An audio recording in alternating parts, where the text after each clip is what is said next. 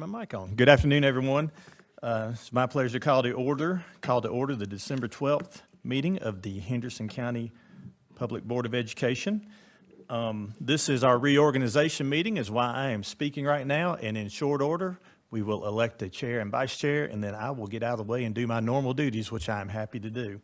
As you see on the agenda, we typically have our presentation of colors next. What I would like to do is take a little liberty to share some information right before we do our presentation of the colors.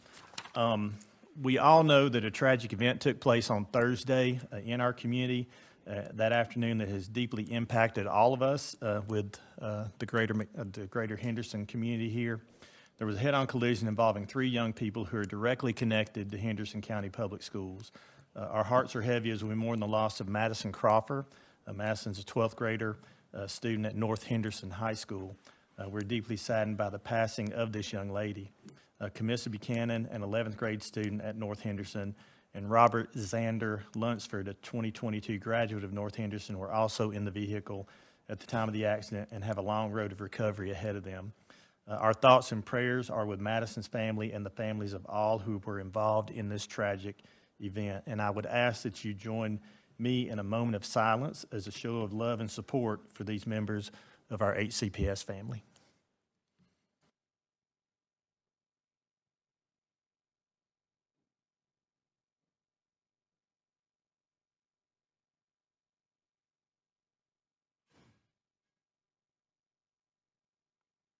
Thank you.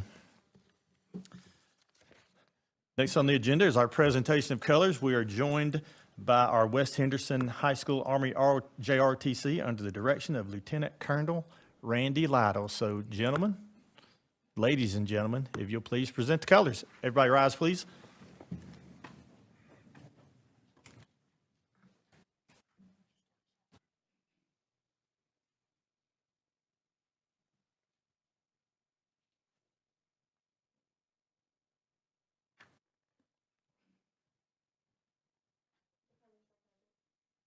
Please post the colors.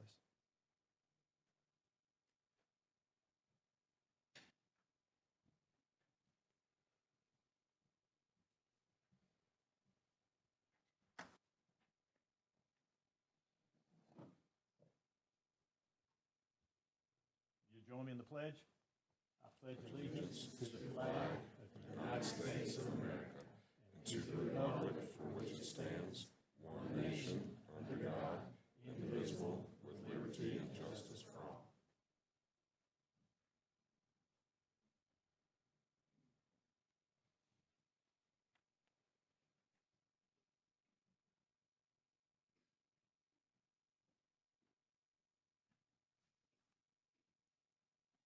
Thank you. You may be seated.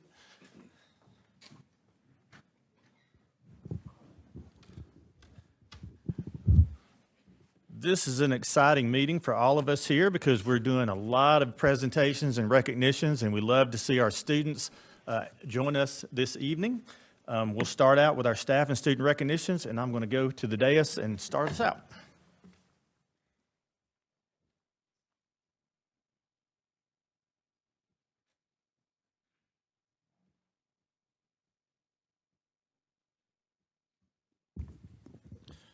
Our first staff recognition is Ms. Nicole Riddle. Ms. Riddle?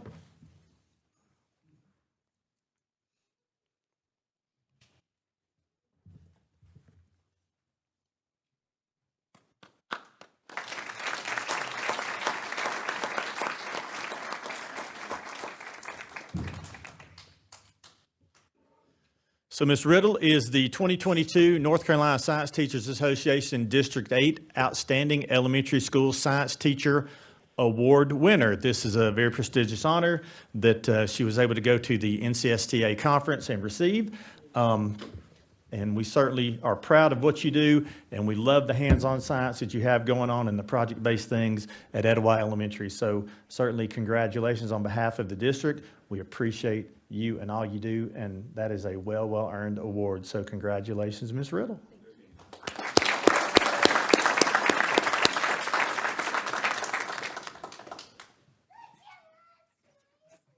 I'm going to call on Mr. Scott Rhodes for this next presentation to Mr. Mike Coombs. Mr. Coombs, you here?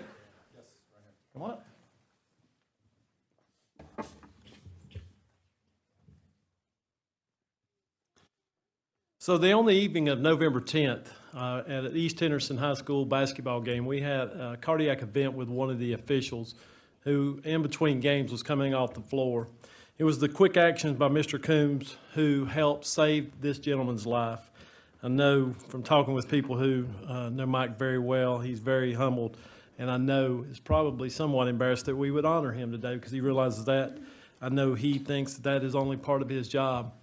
But what I would say is that there is a family who is very thankful for Mike and for his quick actions, that are thankful for Pardee UNC Health and their commitment to the athletic trainers that they provide for Henderson County Public Schools. Because this is the third time in 4 years that someone, as an athletic trainer, has been on site to help save someone's life. And so it's with great honor that we would like to recognize you, Mr. Coombs, today for your recognition on that evening and your quick actions. Thank you very much and what you do for Henderson County Public Schools.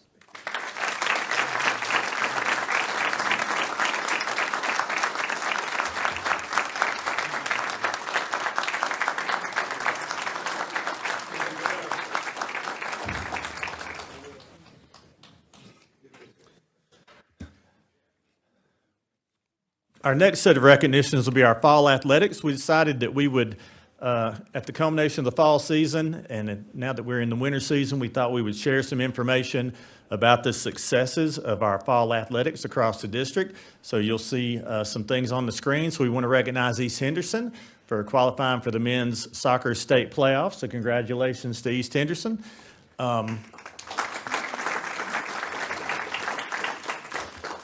Next, we're going to honor Hendersonville High School, and if Eliza Perry would come up, please. And Ramsey Ross. So we're going to honor the whole team in just a minute, but individually, these two young ladies captured their second dual team state tennis championship at the 2A level. So congratulations, Ramsey.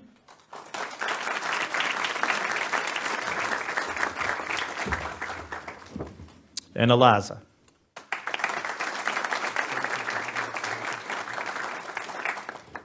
In addition, and certainly because of the strength of those two, the Hendersonville High Lady Bearcats captured their fourth consecutive 2A state dual tennis team championship. So the dual team state championship comes through Hendersonville 2A every year.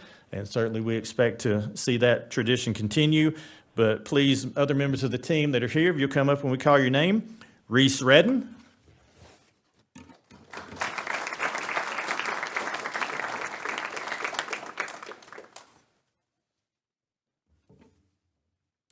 Raleigh Pritchard.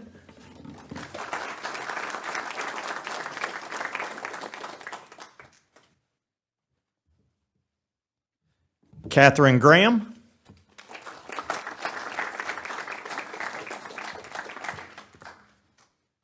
And Anna McDowell.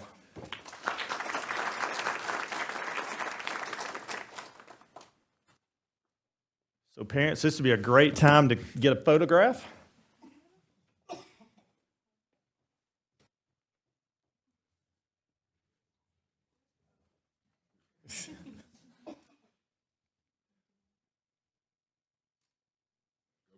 So go Bearcats. Congratulations, ladies. Also, Hendersonville High School, their men's soccer finished as the Mountain Foothills champions. And we have Cooper King, who was selected for the all-state soccer team. So Cooper.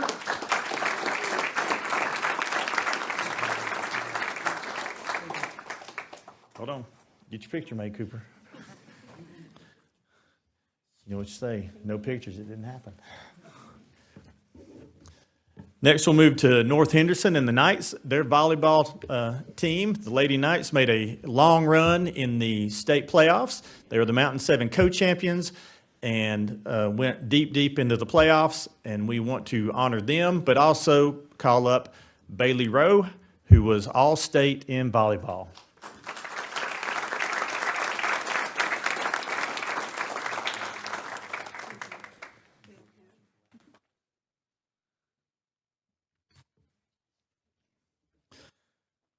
The Knights men's soccer also made a run through the playoffs, and they had one member named All-State as well, and that is Taylor Vorbrick.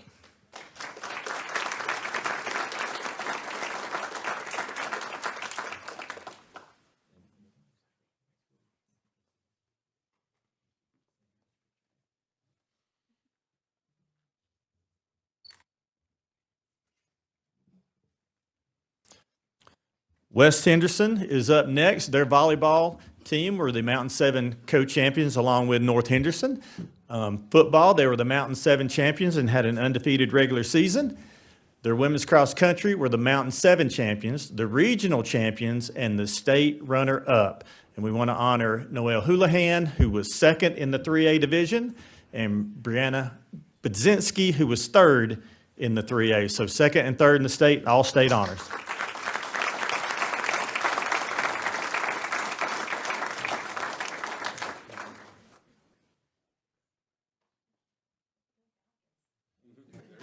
They wore the shirts too, they're good.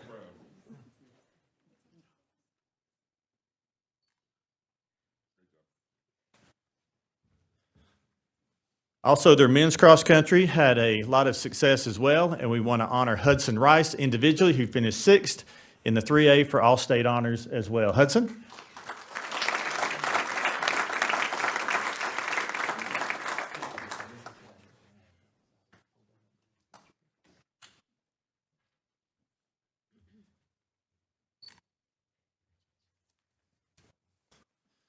Also for West Henderson, their women's tennis made a state playoff run, and their men's soccer also made the state playoff. So for those of you keeping score at home, all four of our men's soccer teams made the playoffs, so certainly strong to see that happen. In addition, we had some things shared about our middle schools. So our girls cross country team from Rugby Middle were the Blue Ridge Conference champions. And that concludes the athletic piece. And as we talk about extracurriculars and what kind of value they add, we're also going to talk about extra and co-curriculars here with our arts recognition. And that is a big feature this evening. So Hendersonville High Orchestra, we know the orchestra is strong and has a strong tradition in the district. I was able to go listen to a few of the combined orchestras back in the fall. But the NC All-State Orchestra features the top-ranked high school orchestra students from the state of North Carolina. So Rakim Bain and Eli Westbrook, if you'll come up, please. We want to recognize you for making the All-State Orchestra.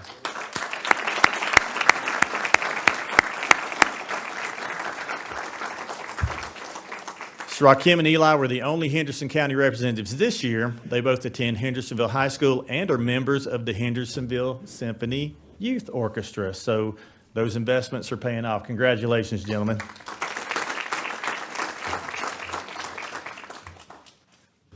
And they asked if they had to stay for the whole meeting, and I said no, but they said they have homework, so which is great.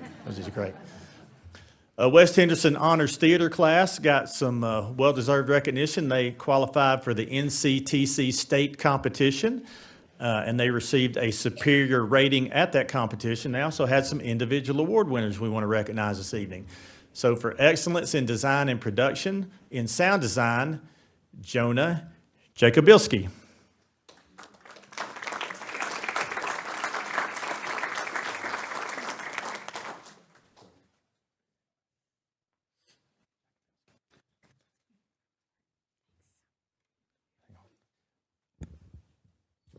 For excellence in acting is Ryder Pond.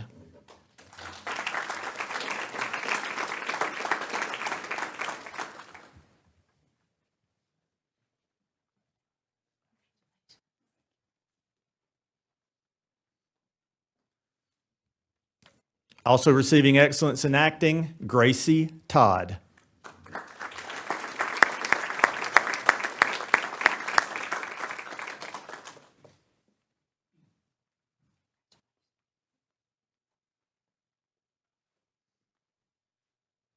And a third excellence in acting, Presley Gonzalez.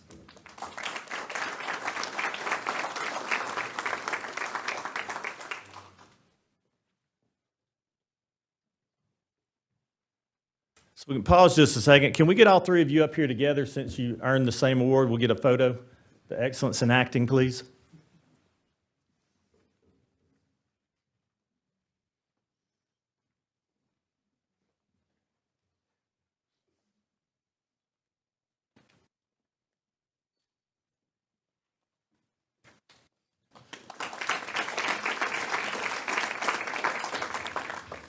They were also honored for excellence in ensemble theater. So certainly a great showing by our West Henderson Theater class.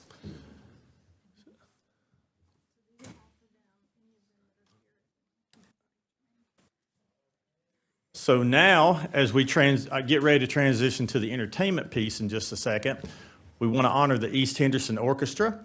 East Henderson High School Orchestra is one of only 2 orchestras from the entire state to be chosen to perform at the North Carolina Music Educators Association Music Educators in Service Conference on November the 8th. They applied last spring to be considered for this event by submitting a recording, and they were one of 2 selected. So if you're here when I call your name, if you'll come up and grab your certificate, and then we will have a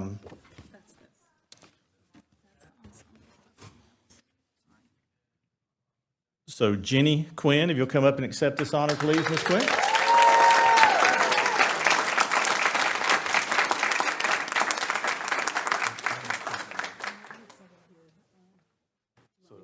Have him come up and get a picture. That's right.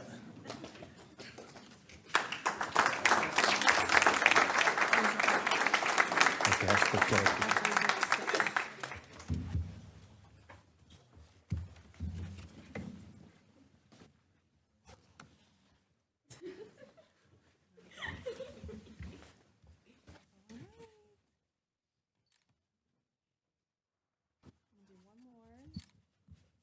Thank you, guys.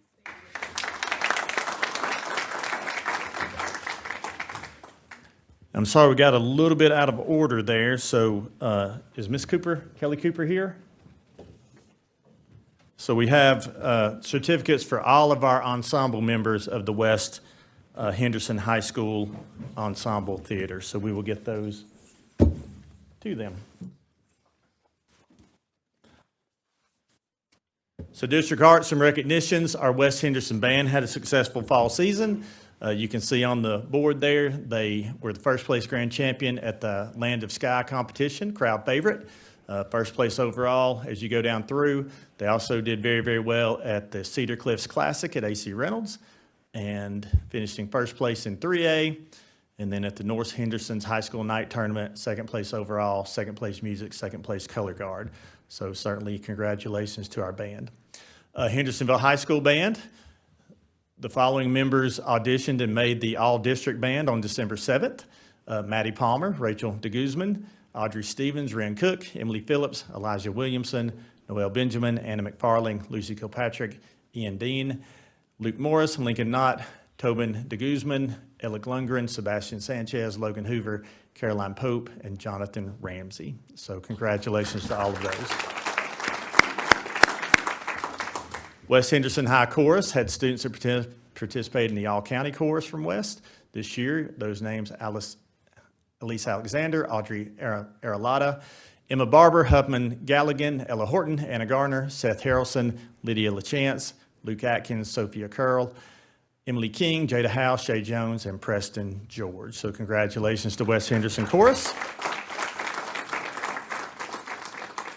And what we asked our folks to do was submit those nominations here where we could recognize them. Really tried to focus on our state level, regional level winners to honor individuals. And certainly it's a great day when we're able to have this many kids here appearing. And it reminds us once again why we line up every day and we do what we do. And you see the successes that our Henderson County Public Schools students are having all across the spectrum of things that we offer. So certainly congratulations to everyone. If we can have one final applause for everyone who was honored tonight, that'd be outstanding.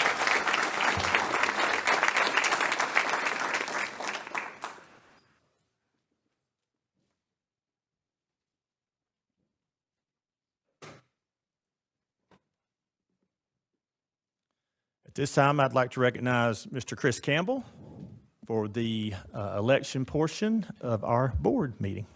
Thank you, Mr. Garrett and board members. Good evening. It is your December organizational meeting. So it is the time for the board to choose a chair and vice chair.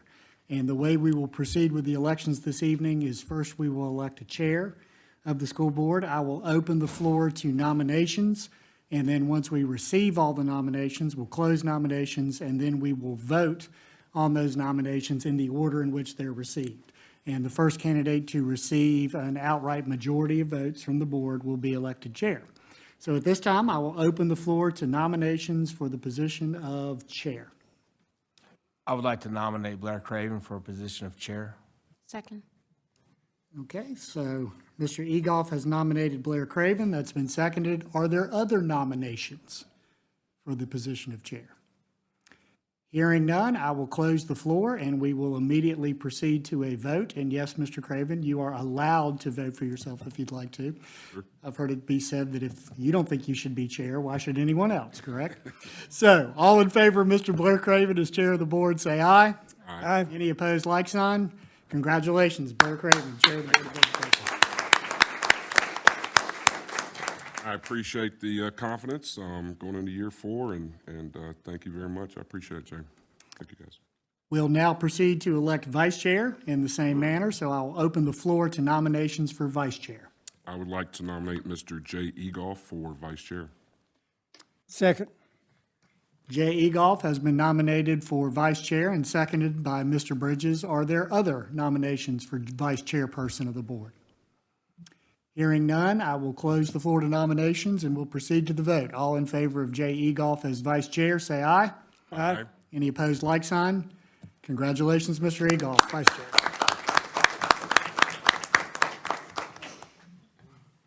All right. Now we have that out of the way. It's always awkward. So next up is going to be our agenda approval. I'll take a motion when someone's ready to approve the agenda as presented.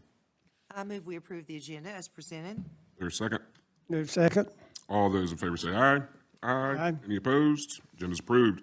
All right, next up, this is always the highlight of our December meeting. We usually bring some folks that either strings or quartet. This year, we have the East Henderson a cappella ensemble to perform for us, and we are looking forward to hearing you all. So come on up, and we're going to take your seats, and you guys.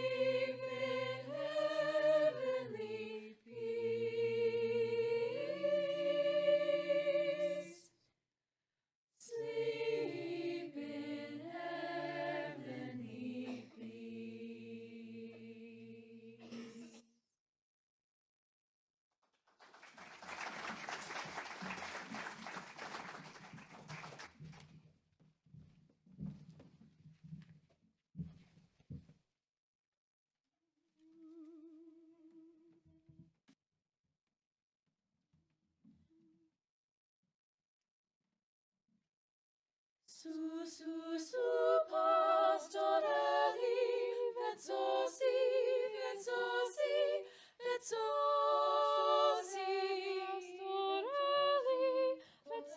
Pastorelli, vezzosi, correte, venite a mirare, godellare, gradite, canoi porta ridente, ridente.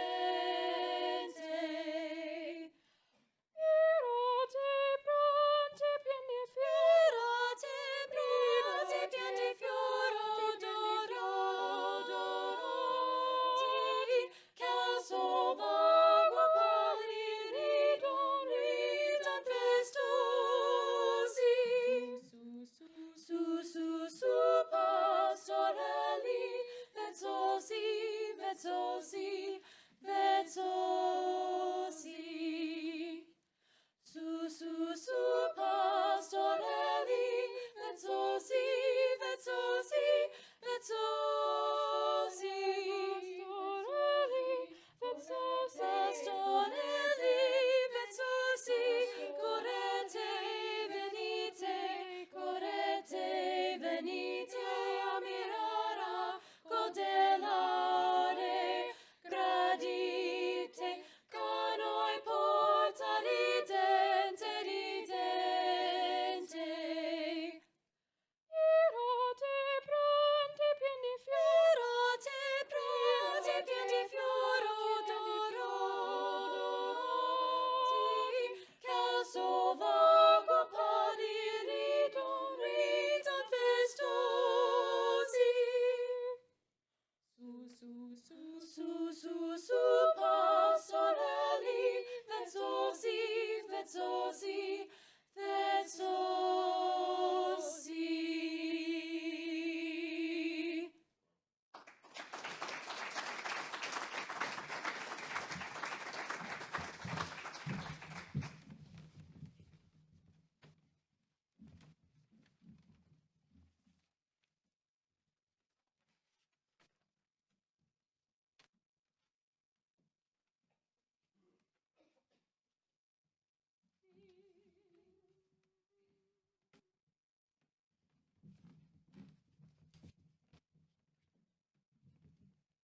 Ding dong merrily on high, in heaven above.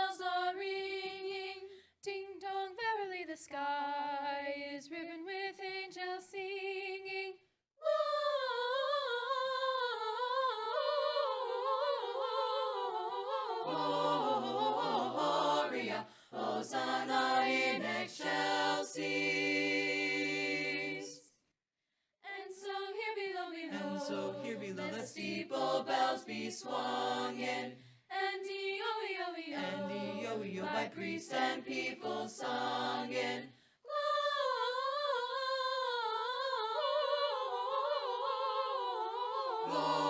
Gloria, Hosanna in excelsis.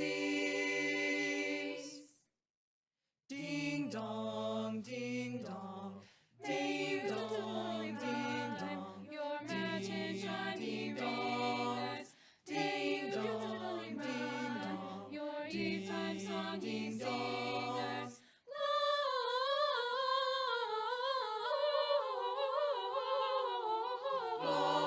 Gloria, Hosanna in excelsis.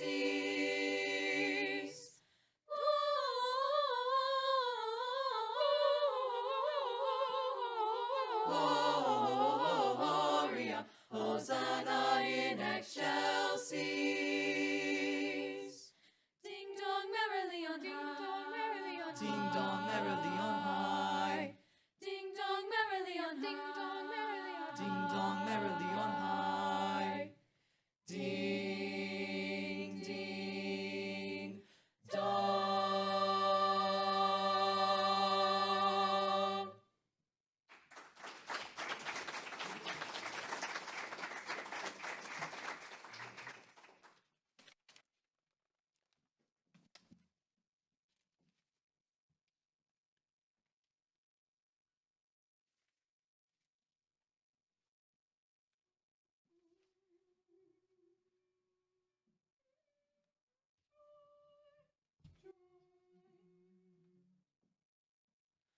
Joy to the world, the Lord is come. Let earth receive her King. Let every heart prepare him room. And heaven and nature sing, and heaven and nature sing, and heaven and nature sing. He rules the world with truth and grace, and makes the nations prove the glories of his righteousness, and wonders of his love, and wonders of his love, and wonders of his love.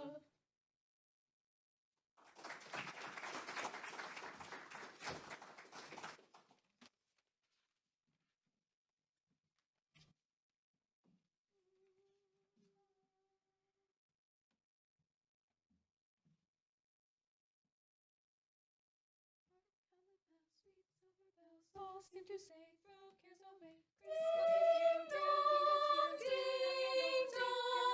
Ding dong, ding dong. One seems to hear words of good cheer from everywhere, filling the air. Oh, how they pound, raising their sound, o'er hill and dale, telling their tale. Gaily they ring while people sing songs of good cheer. Christmas is here. Ding, merry, merry, merry, That is their song, with joyful ringing, all carolings. Ding dong, ding, ding dong.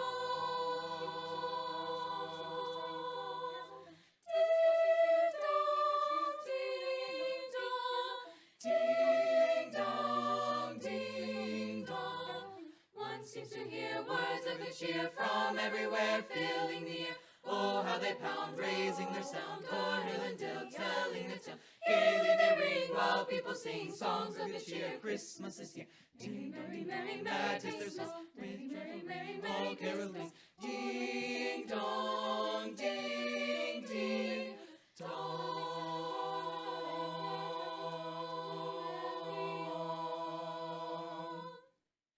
Ding dong, ding dong.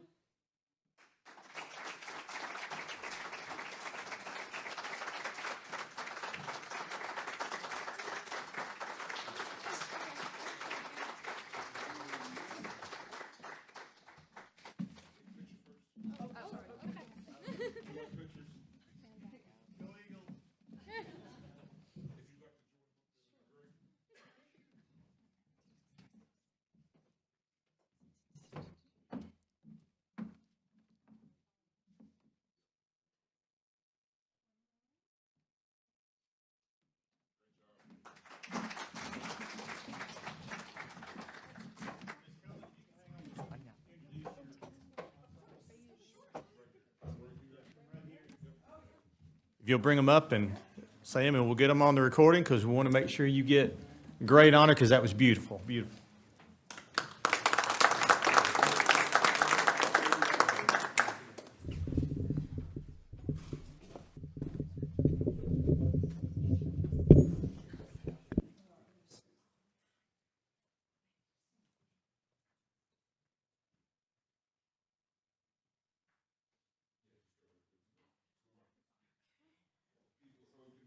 Okay. Well, thank you for having us. We actually have a few members from the Flat Rock Middle School joining us as well, as they'll be joining us this Thursday for our extravaganza at East Henderson High School. First, for our high school, we have Lavella. I'm going to introduce all of the high school first. We have Cheyenne. Cheyenne, raise your hand. Lindsay. Emily. We have Elizabeth. We have Lily, sorry. We have Emma. Sarah. Eben. From the middle school, we have Kiori, Maya, and Jennifer. Raise your hand. Guys, raise your hands from the middle school. Okay, yeah. So they'll be next with us. Thank you for having us today. Thank you so much. Thank you.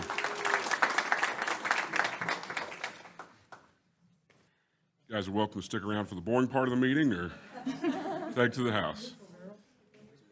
That was amazing. I'd also like to say thank you to Christine Cullen for being willing to come up here this evening and bring her team. Absolutely. I'm just wondering how you're going to follow that, Dr. Marlowe, so. I got a plan.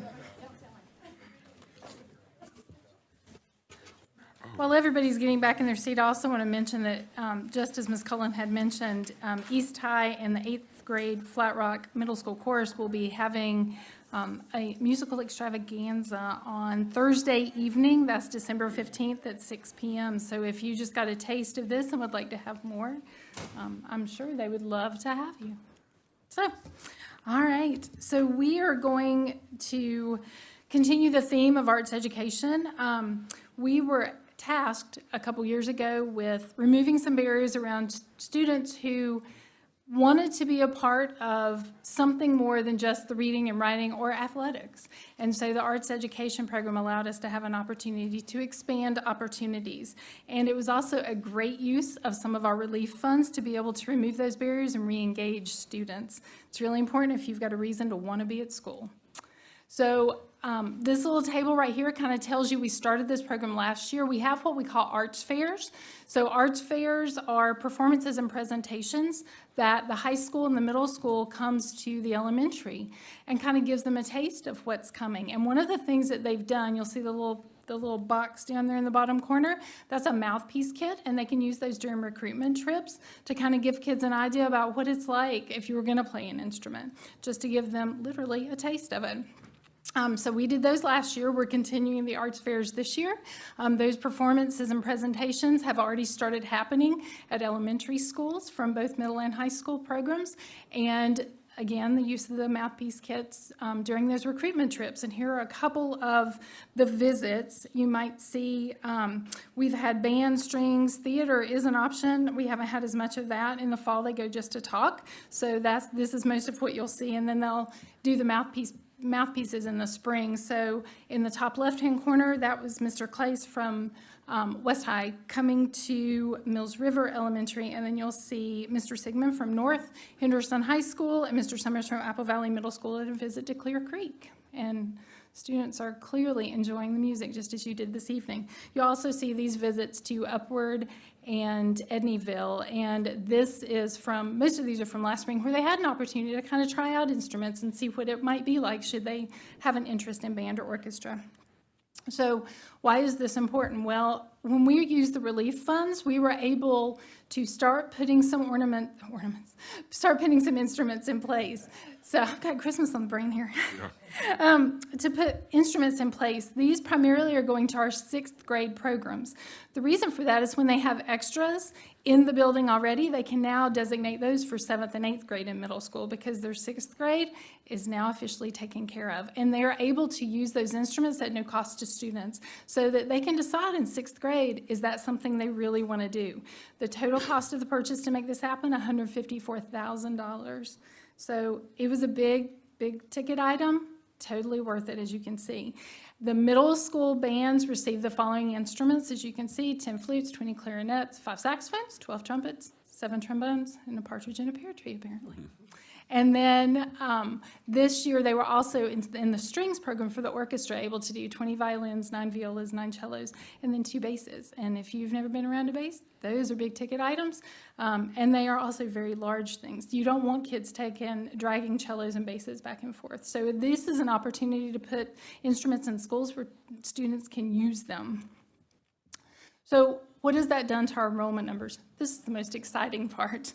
So we've compared the 21-22 school year enrollment numbers with this year, and then the increase you'll see on the right-hand side. 67 more kids have participated in chorus, 100 more kids in orchestra, and 33 more students in band in middle school. And then when you look at high school, the only area we had that went down was chorus, and that's just because we have one program that they didn't have this year. So that's one class of students, is the decrease in 21 students. But 24 more students in our district are taking dance, 22 more in orchestra at the high school level, 50 in band, 68 in theater. Visual arts is 21, and we've had an increase of 16 kids taking AP art classes.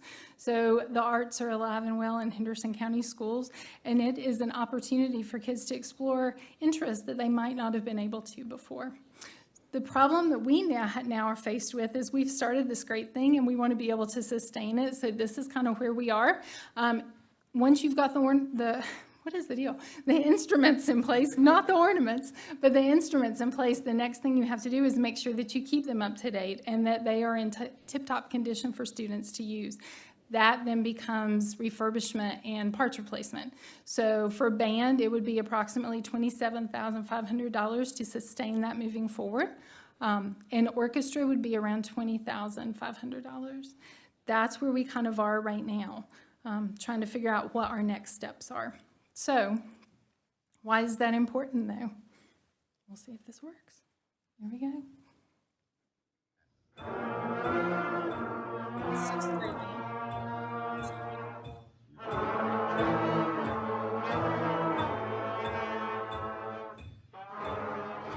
Thank you so much for the instrument. I wouldn't have been able to be in band without this. It is a huge opportunity to be in band, and thank you so much. Thank you. Thank you. Okay, I just wanted to say thank you to you guys for purchasing this clarinet. If it wasn't for you guys purchasing this, I would not be in this program today. I would not be playing at all. So I just want to say thank you. Thank you for the clarinet.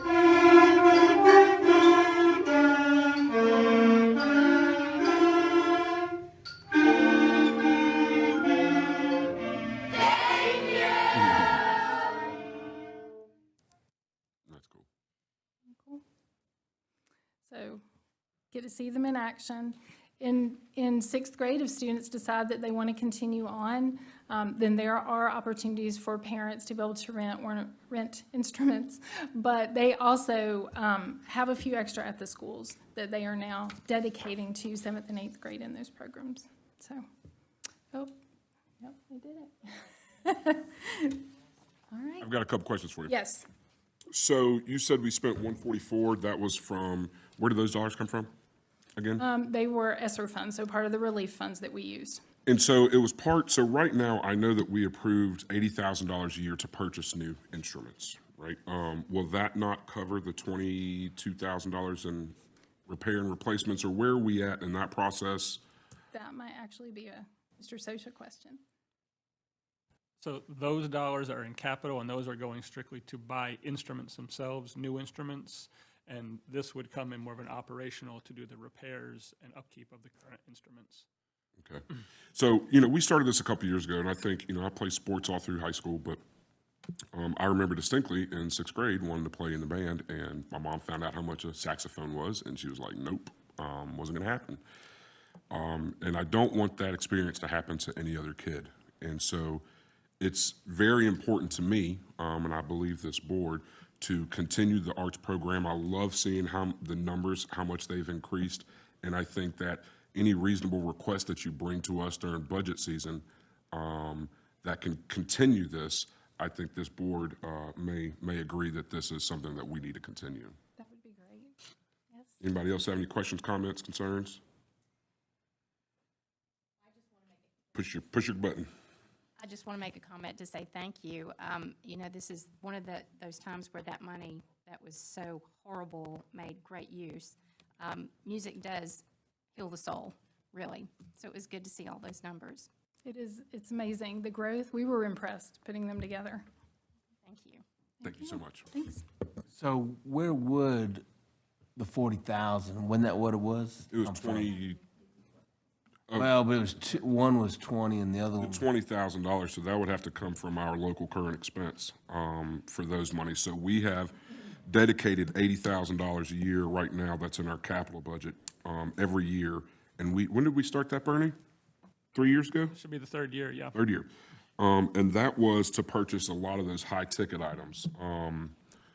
I know some of those quads are really expensive. There's a lot of pieces that are really expensive there. But if this is another barrier, then I want to remove barriers for kids that that are interested in the arts.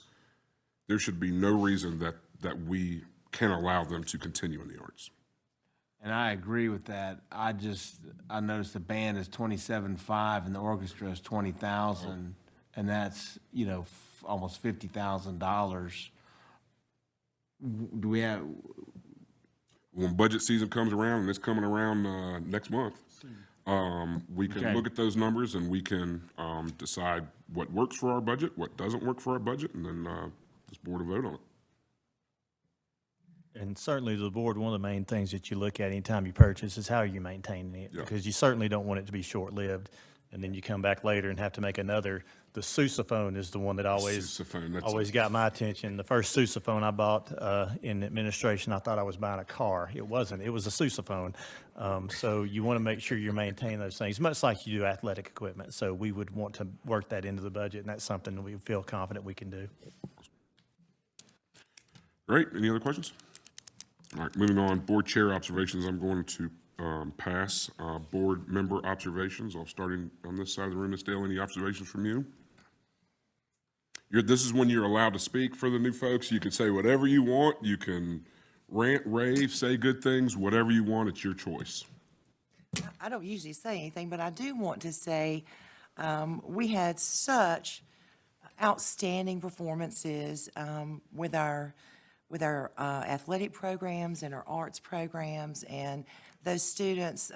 It's a testament to their dedication and their time commitment, but also I think we need to recognize those staff members, those teachers and coaches and arts teachers who pour in a numerous amount of time, unlimited amount of time to work with these students. And I know it's not possible for those coaches and those staff members to come to recognitions, but I would like for us to at least name the coach or the orchestra leader or whatever when we give the recognitions, and also recognize our parents and our grandparents who are working with those students and making sure they get to practices and have what they need to be able to put in those long hours of practice. We have an outstanding arts program and athletic program in Henderson County, but it's not only our students, but a lot of those people behind the scenes and our parents and community members who make that happen, come together to make that happen.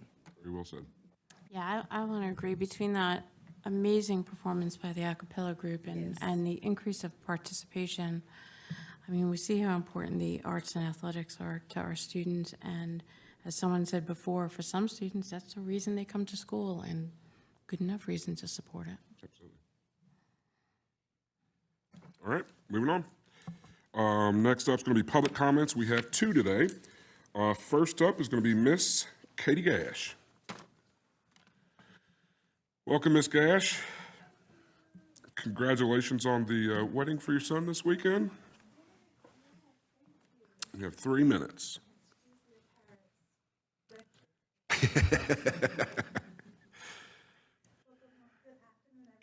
Oh, will you push that button? Thank you, sorry. My name is Katie Gash, and I'm an 8th grade math teacher at Hendersonville Middle School, and I thank you all for your guidance that you provide our community by serving on this board. I am here today because, once again, I would like to advocate for mandatory professional development for all teachers in the areas of equity, implicit bias, and culturally relevant pedagogy. The work continues, the hard work of providing high-quality, equitable instruction for all students within our district, regardless of your race, regardless of your economic background, regardless of your gender, regardless of your disability. Every child needs to be seen and centered and given the opportunity to thrive. But over the years, we have seen time and time again our students of color fall behind their peers in statewide testing, and I am worried that it has become an unchallenged norm. We lament it, but we do not do enough to really do something about it, to do something meaningful, do something district-wide, do something materially to disrupt the systems in place that allow so many of our marginalized students to fall between the cracks. As a math teacher, I have a deep love for data. It speaks truth we don't always want to acknowledge. It tells stories we're not always proud of. It challenges our assumptions and urges us to ask questions about trends and patterns and repeated occurrences, both positive and negative.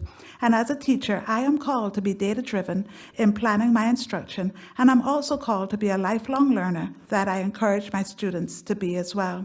And with this in mind, I call upon my district, my instructional leaders who plan trainings and professional development opportunities for me and my fellow teachers to provide us with quality, in-depth, ongoing, district-wide training in the areas of implicit bias, unlearning of deficit mindsets, the promotion of culturally relevant pedagogy, and how to ensure equitable educational practices in every classroom in Henderson County. And this type of training needs to be mandatory. If students are given, the data shows, if students are given a teacher for a year in a class, they have a 0.4 growth factor. But if they instead are with a teacher with an implicit bias or a stereotype, then they only get 0.3 growth. And that in essence means regression. Why risk it? Why not just provide the necessary training?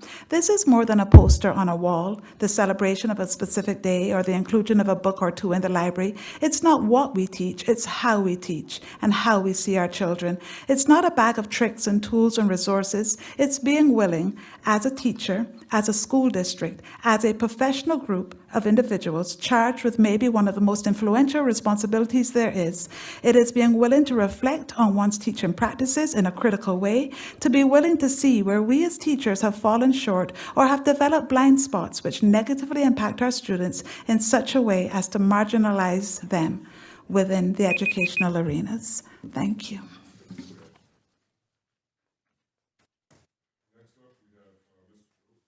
Next up, we have Mr. Chris Walters.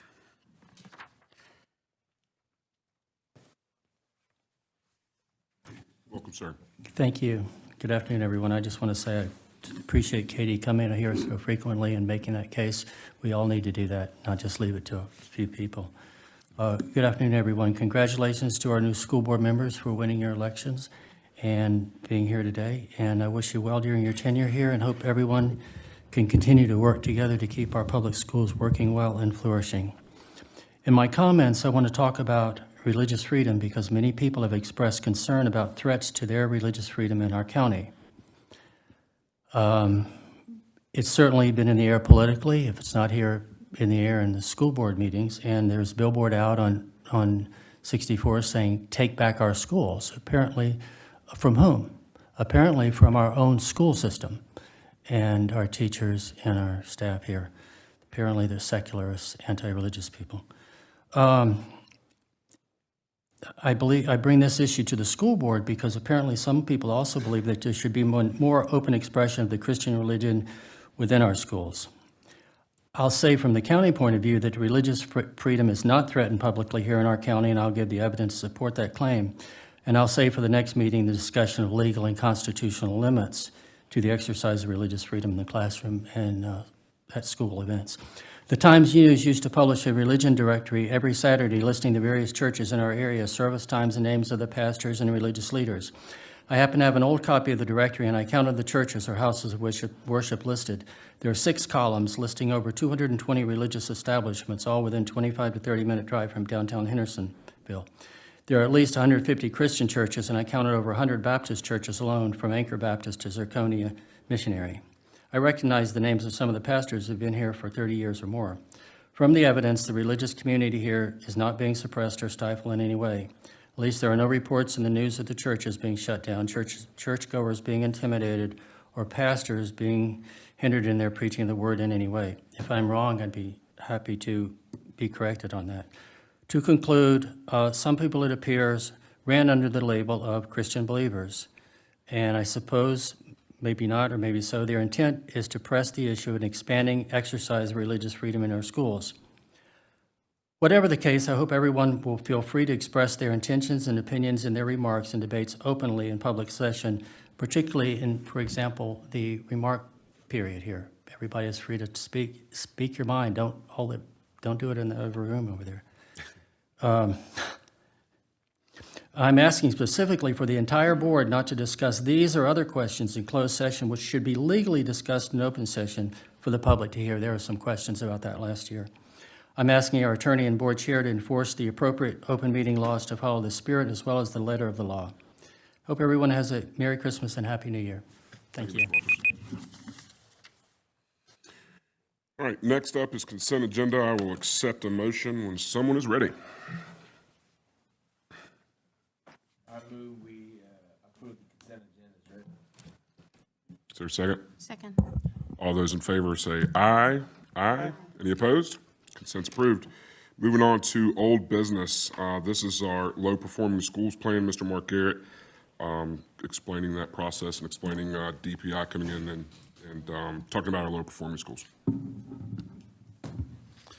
Thank you, Mr. Chairman, members of the board. It's my pleasure to come before you again this month to talk about the low-performing schools process. I have the presentation up here. It gets a little shorter every month, so we're whittling down to the short rows. Right here, again, is your reference on the low-performing schools. This is the statutory for those schools that are designated as low-performing based on the combined 80% accountability performance and 80% accountability growth in EVOS. So once again, we had 5 schools who have received this designation: Apple Valley, Clear Creek, Edneyville, Sugarloaf, and Upward. Those folks have been working all fall on a plan for improvement along with Dr. Marlowe and the instructional team, and we have talked about those the previous 2 meetings. This slide kind of summarizes it all and where we are this evening. First of all, we had to make the recommendation whether to retain the principals, put them on a plan, or replace them. You as a board approved at the November meeting that we would retain those principals this year. Plan for improvement. Those plans are in NC STAR and available for public review at any time, and that is any school, not just these schools, but any of our 23 schools in the district. You can jump on and read those as you wish, and those will change over time, so make sure that if you print out a hard copy, make sure you go back every now and then and look at it online. Then we had to make sure we did parental notice of low-performing school status. Those letters were sent home by the schools in November. Then we had to share the plan for improvement with our school stakeholders. These were posted on the district and school websites, and we did not receive any feedback. We attached a form where we could receive feedback. We had 0 feedback responses sent in. And then tonight, where we are is to approve the final plan as a board, and then we have 5 days after your approval to submit that plan to DPI. So thought I would keep it as short and sweet as I could this evening and be glad to entertain any questions you may have. Any questions, especially from new folks regarding low-performing schools and really consider them low-performing? It's based off of some DPI characteristics, and that actually may be changing next school year anyways on how they grade. So there's lots of work being looked at now on the accountability side of things. One of the requests keeps coming out to try to balance the growth and the performance model. So we'll see how that goes. There's lots of work at DPI Also looking at maybe some alternative pieces, what that could be. Some of those that have been tossed around are, attendance, extracurricular activities kids are involved in, certifications and credentials that students earn. It's a little bit easier to get creative at the secondary level with all the different things you have. It's really tougher at the elementary level because it's all based on a math and reading score for 2 grades and math, reading, and science for 1 grade. I don't envy those folks looking at it, but I'm certainly glad that they are giving it a good review.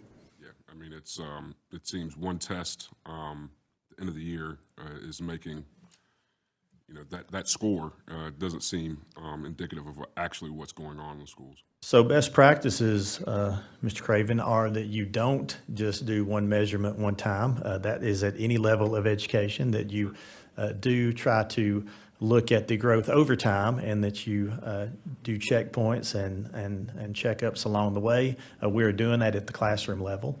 We have been doing that for quite a while now. We also have some project-based learning that goes on that doesn't necessarily take into account on that one day in May that students are put before 45 to 50 questions, and we see what happens. Certainly, it is a partial measurement of what we are, and we're not afraid of that accountability, but we would like to be able to do those measures over time and really evaluate how well we are growing those students that we have. Any other questions, comments, concerns? All right. Hearing none, you have before you a motion. If you would take that for consideration, and we would ask for First action. page, Grant. Yep, there you go. I will take a motion.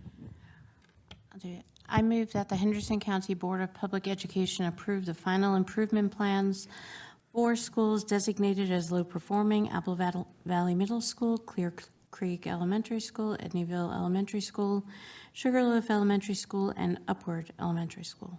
Is there a second? Second. Any discussion on this at all? All right, all those in favor say aye. Aye. Aye. Any opposed? Thanks, sir. Thank you. All right, next, approval of some calendars. This is going to be under new business. Mr. Taylor, what I'm going to have you do is, instead of putting these both together, I'm going to have you break it out, okay? Yes, sir. I know that they are essentially the same calendar, but we're going to vote on them separately. Okay.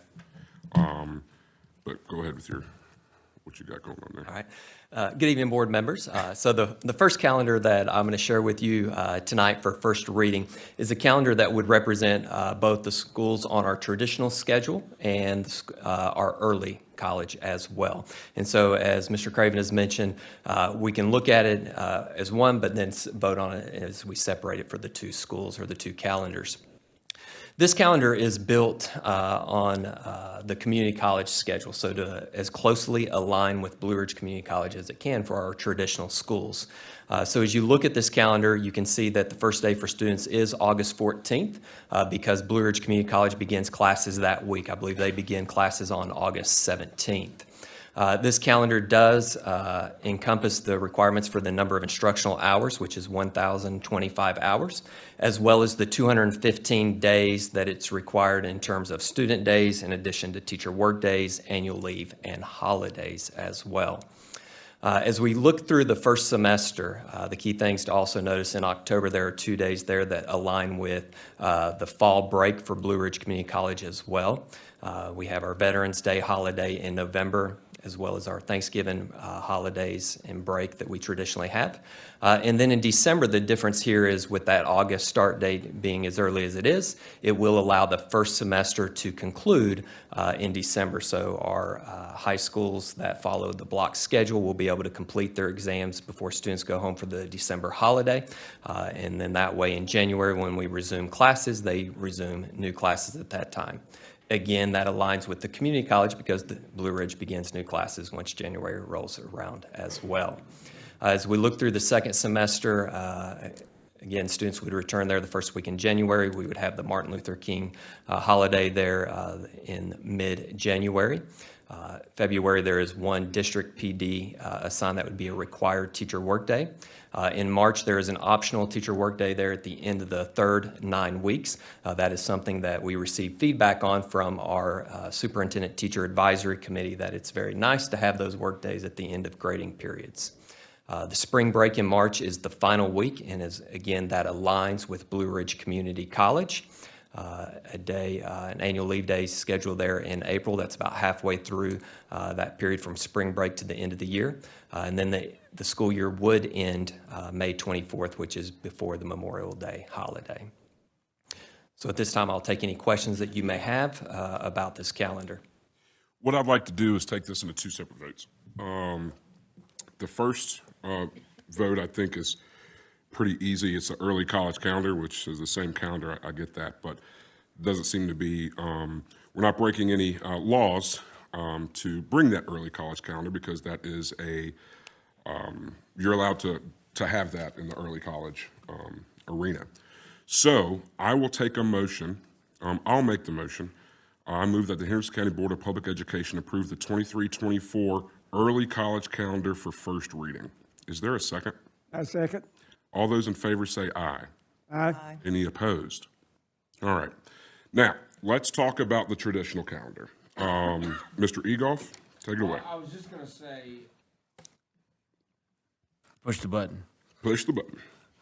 No, I was just going to say, we were discussing last board meeting about Election Day. Can we discuss that? Yes, sir, Mr. Egoff. What we were able to do, and I appreciate Mr. Taylor jumping on this piece, is we were able to secure a list of potential alternative voting sites than those on our campus, because, you know, it's kind of a two-headed monster here. Is one, it affects your calendar, but more so, it also has long implications on your municipal election, your off presidential year election, and then your presidential year elections. So we have kind of identified some areas in the very close proximity to the campuses that are being used right now. We have sent that on to the county for their review. I was able to email that to the county manager the other day. He and I spoke about it, and he was very favorable in putting that forward for consideration, because I think in this day and age, everybody realizes that we have such strict security around our campuses, and we need to, that it just doesn't make as much sense for school campuses to be voting sites, not just in Henderson County, but really anywhere in the nation anymore. So Mr. Mitchell told me that he felt like that is something that they could review pretty quickly and maybe get into place sooner rather than later, but that he would give me some feedback. So when will we know? Do you know? I'm going to wait to hear back from Mr. Mitchell. Because we do have an election next year, correct, in the city? We do, Which and I would think, affect- along with Fletcher and Mills River. So there's 4 school sites that we really need to be focused on: Mills River Elementary, Fletcher Elementary, Bruce Drysdale Elementary, and Hendersonville High School. I believe are the 4 municipal sites that would be voting on November the 7th, correct? Am I correct in that? Yes. So those are the 4 that we need to have going right now, that we need to figure out how to change those voting sites so that we don't have to change our calendar. And I have requested that as a priority for the ones who do have municipal elections. So we will certainly try to make that the fast track. Let's say that we approve a calendar and we get, I don't know, a couple months out, and we have not been able to secure new locations during that date. Do we have enough time in our calendar to be able to make a call to call that a optional workday or something of that nature? Under this calendar, sir, you would have more flexibility because of your start and end dates than on one that is in compliance with the current school calendar law. Ultimately, who makes the decision as to whether we can move those voting sites? Board of Elections actually makes that decision. And do we have their support? Because in years past, we've not. I have not heard from the Board of Elections. I have spoken directly with Mr. Mitchell, and that has been my contact there. And I have contacted them, and they were very much in favor of it. But I don't know the process. It seems as if Mr. Mitchell essentially talks to them about moving those locations. They identify new locations, and then they send out letters saying, hey, here's your new location. It's honestly as simple as that. There just didn't seem to be, like you said, much willingness to do that in the past. Well, I'm sure it's not simple because voters have to be. It's not simple. I mean, it's thing, the notification process is very difficult. I mean, that's send the letters out and everything. But there's a willingness there. There's a willingness. I've talked to also Chairman Lapsley. He's no longer chairman, former Chairman Lapsley. He said, yes, absolutely, that we are going to move on this. Yeah, I spoke with Miss Karen Hebb, and she was 100% in favor of this. And I think there may be a couple of other options. If the municipal elections are too short of a turnaround, there may be some things we can look at specifically for those campuses on that day that might not impact because you don't have a widespread countywide election that day. But those are, I think, depending on what you do as far as your calendar you adopt, and then we can look from there. All right, so let's talk about the traditional calendar. As you see, it lines up with our early college calendar. We've beat this horse for the last couple of years. And here we are, so at first reading. This calendar starts August 14th start date as opposed to the August 28th start date, which is mandated by law. This calendar would allow us, like Mr. Taylor said, to end the first semester in December and get a fresh start in January for our next semester. It lines up perfectly with our community college, which is what we are wanting. We're wanting that dual enrollment. We're wanting our kids to be able to take those classes over there and not have to wait until the summer of the following fall to take classes. And this does that. We are not keeping kids in school any longer. In fact, can you scroll up a little bit? We are, the last day of school is May 24th in this calendar. So there's plenty of time to go to the beach, go to camps, and everything else that I think was in the way of approving this. But we are, if approved, breaking the calendar law by approving this for traditional calendar, not the early college calendar. So, I open the floor. Let's talk about it. I'm going to take a vote, and I'm going to take a voice vote on this individually from everyone to approve or not approve this calendar. So, before we get to that, is there anybody that'd like to discuss? Sure, I'll go first. You know, in addition to so many of the students who cannot take dual enrollment classes the second semester, or even start college the second semester, or start a job by graduating early, and I think last year Dr. Fry had given us a number, and it was much higher than I even expected of students who graduate early. Yep. And, you know. You wait until this goes forward. Well, exactly, and you know, our allegiance is to doing what's best for our students, and I know there's the conundrum of calendar law. Is that a thing in college? There's a conundrum of calendar law, and none of us are comfortable breaking laws. We can't decide. We heard that last year. Which laws we like and which we don't. But this one doesn't even come to the floor in the Senate. And this is the problem. So this is not the decision of the people. And we have tried. We have gone through. We've had representatives and senators try because they understand that educationally, this calendar, this one makes sense. The calendar that they would like us to use doesn't make sense. There's also students who tell me every year that they cannot attend youth leadership conferences in the summer because they start in June, and guess what? We're in school till June 9th.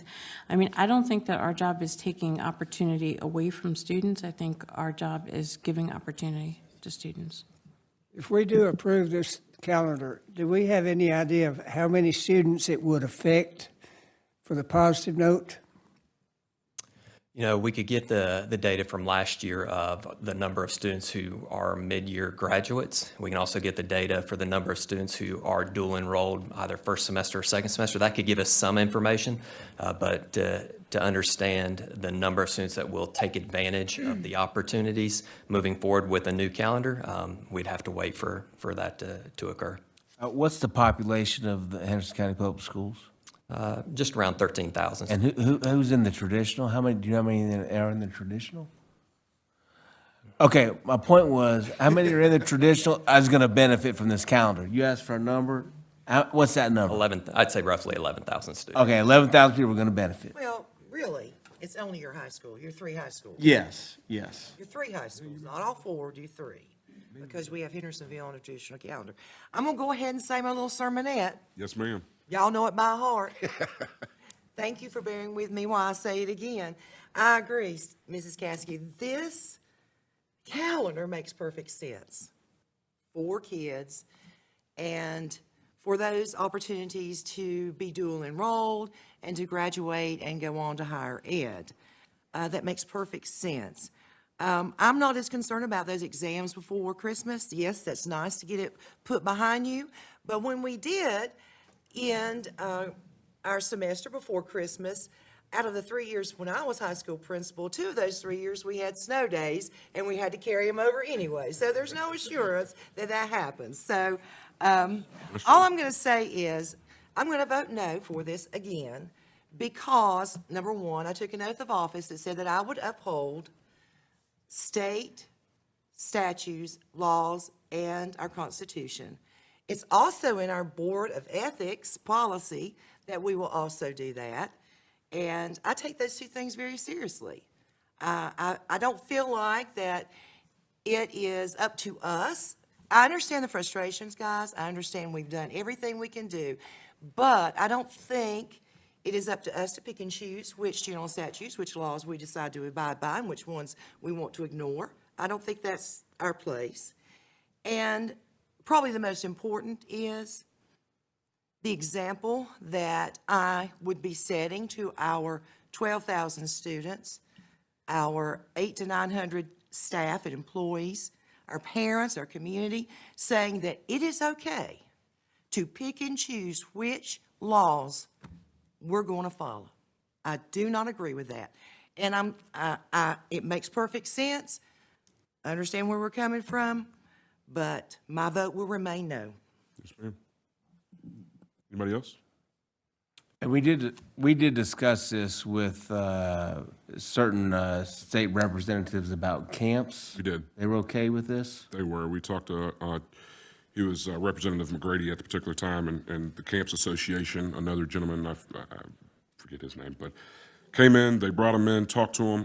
One of the big deals that camps had was that we were going to leak into August, which is a big time for them to have campers come and stay at their camps. And they said, as long as you leave the first 2 weeks alone, we're fine with it. This actually allows people to start camp earlier by getting them out in May. I think the bigger issue was a lot of folks down east, mainly in the beach communities, needing that high school workforce to help during beach season. And I think that's why Senator Berger has stood fast on not allowing this to come before the Senate, even though our reps here locally have written bills to change the law every single year that I've been on this board. It goes nowhere. Even Mr. Edwards, Chuck Edwards, you know, we've talked to him. He agrees that this is the best thing for kids, but he's gotten nowhere in the Senate with this law. So I know of 5 schools this year that are currently going on this schedule this school year. Mr. Garrett had informed me earlier after he was at a superintendent's meeting that 12 out of 60 respondents, there's 115 school systems in North Carolina, 60 responded to a survey, and 12 have said that they're going to this calendar so far. So that number has doubled, and it's quite a few folks on this side of the state, honestly. It seems to be in the mountains, so. So this is a discussion item that appears to be well discussed and thoughtfully gone through by many districts. Yeah, We're not the first. Anytime I've ever talked to any other school board member across the state, this is one of the first things that's come up, and how annoying that local district doesn't have control of that calendar. And that's really what it pertains to. We are not trying to keep kids in school longer. We are just trying to do what's right for our kids here in Henderson County. I don't take it lightly that we are breaking a law that they have on the books for the calendar. I just think that this is, I was elected to do what's right for the kids in Henderson County, and I believe that this is the right thing to do for kids in Henderson County. But everybody's entitled to their opinion, and so that's why we have 7 of us, and we are going to take a vote today, and we'll go from there. And Blair, I can't agree more. I feel like I was elected to this position, and I was recently reelected to this position, and my constituents are the kids and the students of Henderson County Public Schools, the teachers, staff, Henderson County Public Schools, parents. I've had very, maybe one person said, you shouldn't break the law.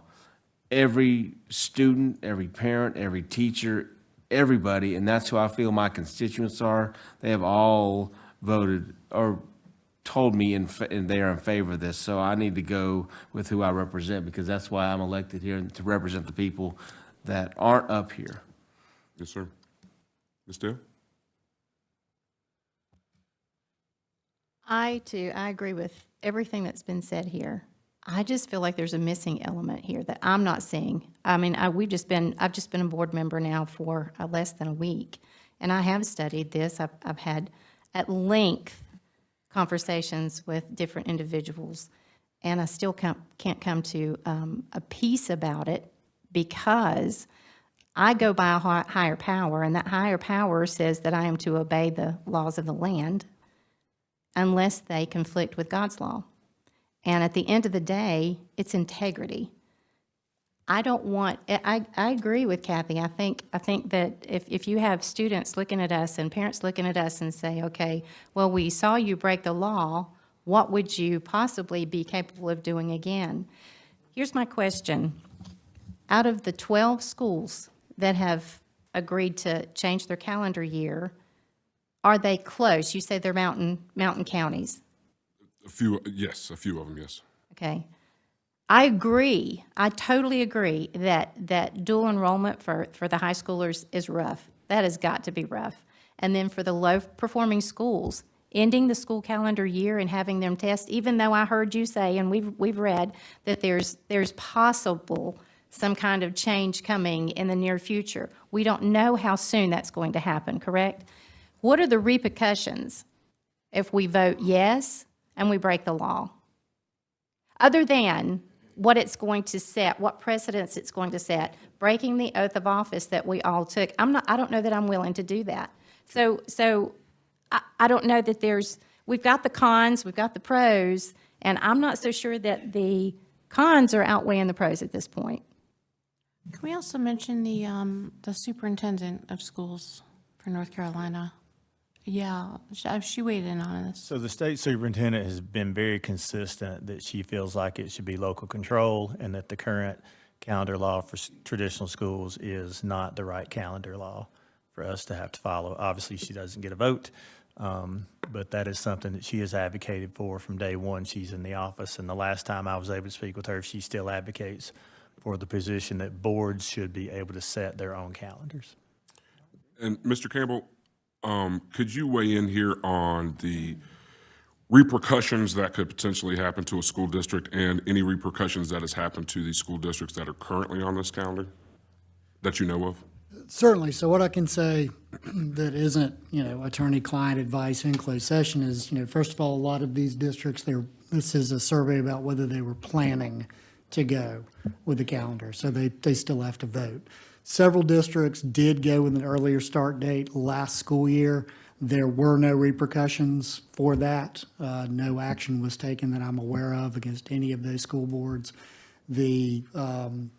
Certainly an injunction to follow the law is always an obvious possibility. I don't even think you need a law degree to know that someone can bring an injunction to force public officials to do certain things. So that would be an obvious potential consequence.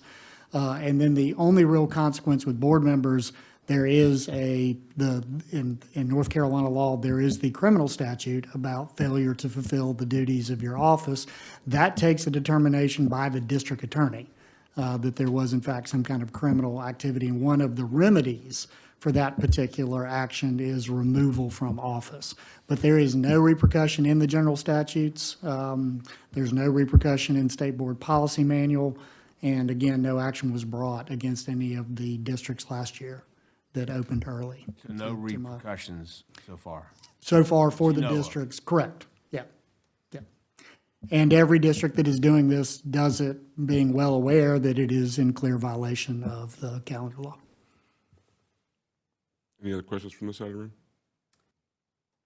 My question was going to be about, what implications that would be for us.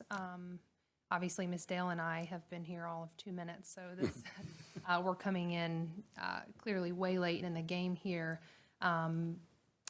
So for me personally, it's hard for me to have a confident answer when, all this is really being presented to me, and I don't feel like I have all of the information that I need to personally to honestly know which way I feel as a parent looking at this. I think it's beautiful. I couldn't have created it better myself. So it's not about my opinion of the days. I think it's great. It's simply legally, what does this mean for us? Is this the right way to go? I honestly don't feel comfortable saying either way on that level. Any other comments? Are there other options? Sure, you can make a different calendar. I can what? You can make a different calendar. No. I mean, are there other options as far as, I think, well, that's going to blow parents' mind, in my mind even, just to mention it. So I would just like to have just a little bit more time before I vote on it. Well, I do plan on bringing this to a vote today. We have talked about this as a board for 2 years now, and I know it's brand new for you guys, but that's part of jumping in on this thing, is that you're going to be jumped in on a bunch of stuff that's coming to you that you got to study up on, and if you don't have a decision one way or another, don't put your name behind it. It's that simple. So if there's no other questions or comments or concerns, I'm going to make a motion. And this is first reading, correct? First reading. There's always a second reading. There's always 2 readings on the school calendars and on any new policies that we bring to this board. So this will be for first reading. I move that the Henderson County Board of Public Education approve the 23-24 traditional calendar for first reading. Is there a second? I second. Mr. right, I'm gonna- Craven, before yes, you sir. take the vote, just this is a good time with new board members. Your board policy is that board members will vote on all actions unless there is an actual conflict of interest. And if there is a conflict of interest, you are to state what that is for the record.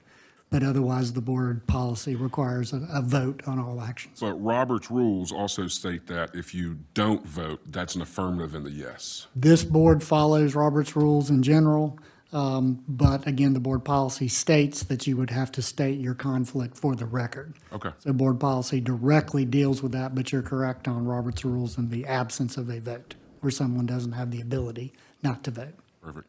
We have a first for me, and then we have a second from Mr. Bridges. Is there any more discussion? If there is none, we'll go ahead and take a vote. We will start with Ms. Dale. Yes or no? No. Dr. Revis, yes or no? No. Mrs. Caskey, yes or no? Yes. Mr. Egolf, yes or no? Yes, sir. Mr. Bridges, yes or no? Yes. Mrs. Norman, yes or no? For me today, it'll be a no. And I am a yes. It passes 4-3. We will see it again next month. Thank you, sir. All right, moving on. Oh, you're still here. I'm still here. Here's something, we should probably knock this one out too before we do the other one. This is the flex calendar. This only affects 2 of our schools, Hendersonville Elementary and Bruce Drysdale. Take it away. All right. Yes, so for the flex calendar, again, the instructional hours, 1,025 instructional hours for students during the school year is met, as well as the 215 days for our staff, which is, again, is a combination of student days with teacher work days, annual leave, and holidays. With the flex, also known as the year-round calendar, it's broken into 4 quarters. And when you look at each quarter of student days, it meets the requirement of 43 to 47 student days within that quarter. Also, when you look at the intersessions, those breaks in between each quarter, they are somewhere in the window of 14 to 18 student days off within those intersessions. So that's kind of the format and the structure of this calendar. So as we look at it for students in July, they would return on July 13th. Then August, as you look at that, there is a district PD day that aligns with our traditional calendar and our early college calendar as well. That's where all of our teachers have district professional development scheduled. And then the quarter would end mid-September and create that first intersession. Students then return back for the second quarter in October. Again, as you scroll to and look at November, we have Veterans Day holiday, the Thanksgiving holiday, and then the final student day in December would be December 13th. Then moving into January, students would return on January 3rd. Again, we have the optional teacher work day on January 15th in honor of Martin Luther King holiday. In February, again, a district-aligned professional development day for all of our calendars. In March, as you look at that again, the intersession begins. Also, spring break aligned, so all students on all of our calendars have the same spring break. And then the final day for students on this calendar, once they return for that fourth quarter, would be in May, May 30th. All right, so I'll take any questions that you may have. Yeah. You might explain the May 30th end, please? Yes, Just glad kinda to. For the So- public listening. Again, as we look at each of our quarters, 43 is the minimum number of student days to make up a quarter.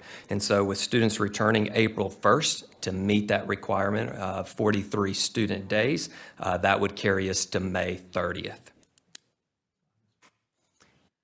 So one of the things about that, to kind of speak to your previous question, Ms. Dale, and I see your snarled lip, Mr. Craven. It's just 2.5 is- days, it's nothing's gonna happen. Well, what happened a few years ago is some districts were using summer school to claim they met the definition for year-round, because year-round did not have a definition. It was very vague.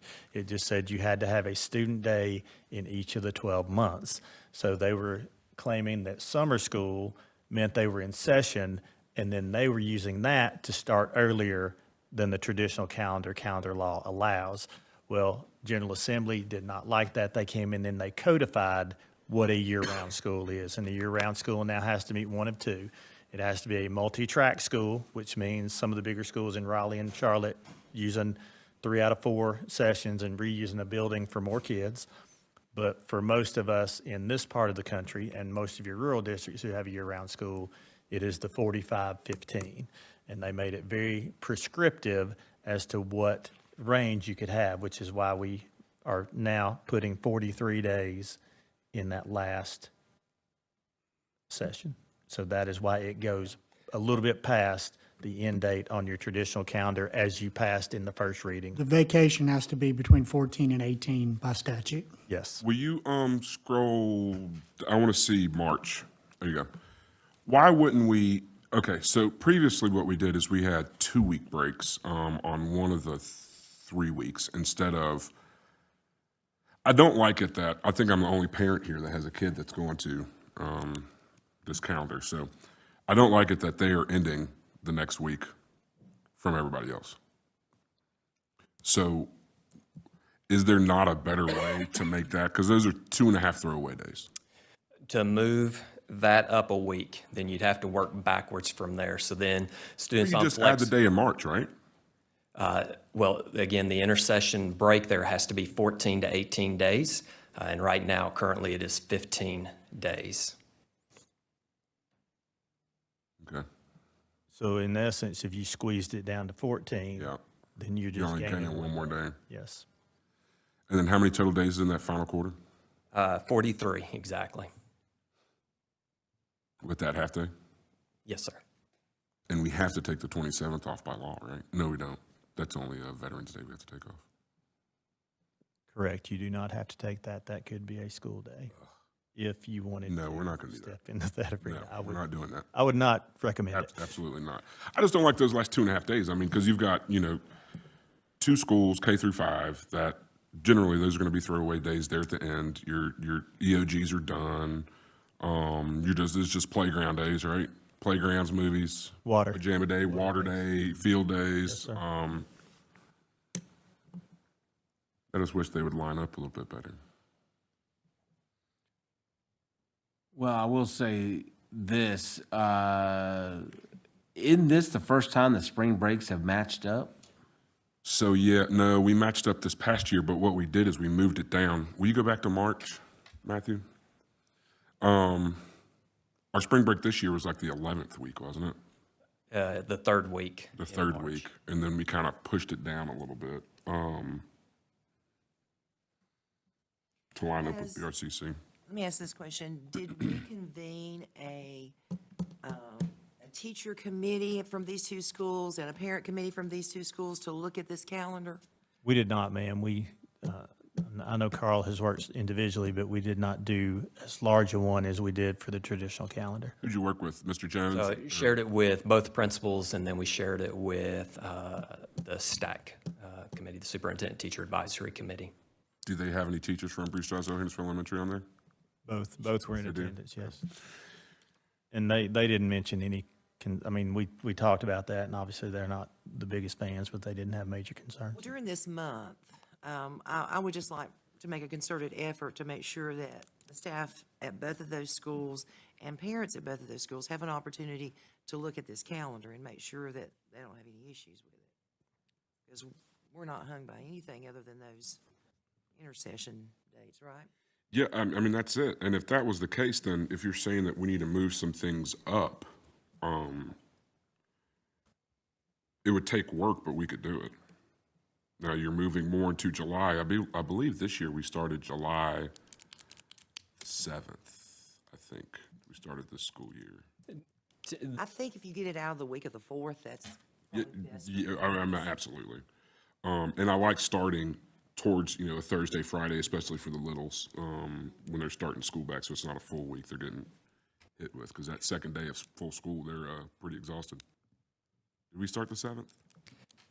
Yes, I can't remember the exact date off the top of my head, but typically the workdays have started right after July 4th. So this one's pushed a few days to where it may be even close to a week for students in their return. All right, I just ask that you guys, please take this to those two schools. Let those teachers look at it. Like to. See if there's anything that we can do to make that better. I would really like that to match up so we can quit school on the same day. That'd be awesome. But if not, it is what it is. So why can't, for the flex, tell me what the problem is of starting the 10th? You could. That would bring your teachers in the week of the 4th if you did that. How many That's why that's a no-no. How many DPD days do they need there at the beginning of the school year? Do they have to have by law?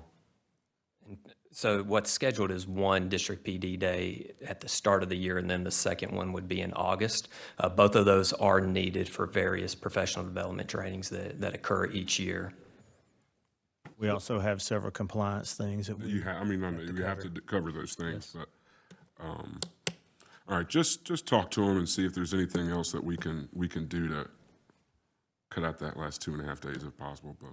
Would it starting on the 11th make them come back the July 4th week? The challenge would still remain You're that moving we can, everything. if we increase days there, yes, that recaptures student days for us. But what's the requirement that's being met within that last quarter is the 43 days. The 43 days in the And- last. Okay.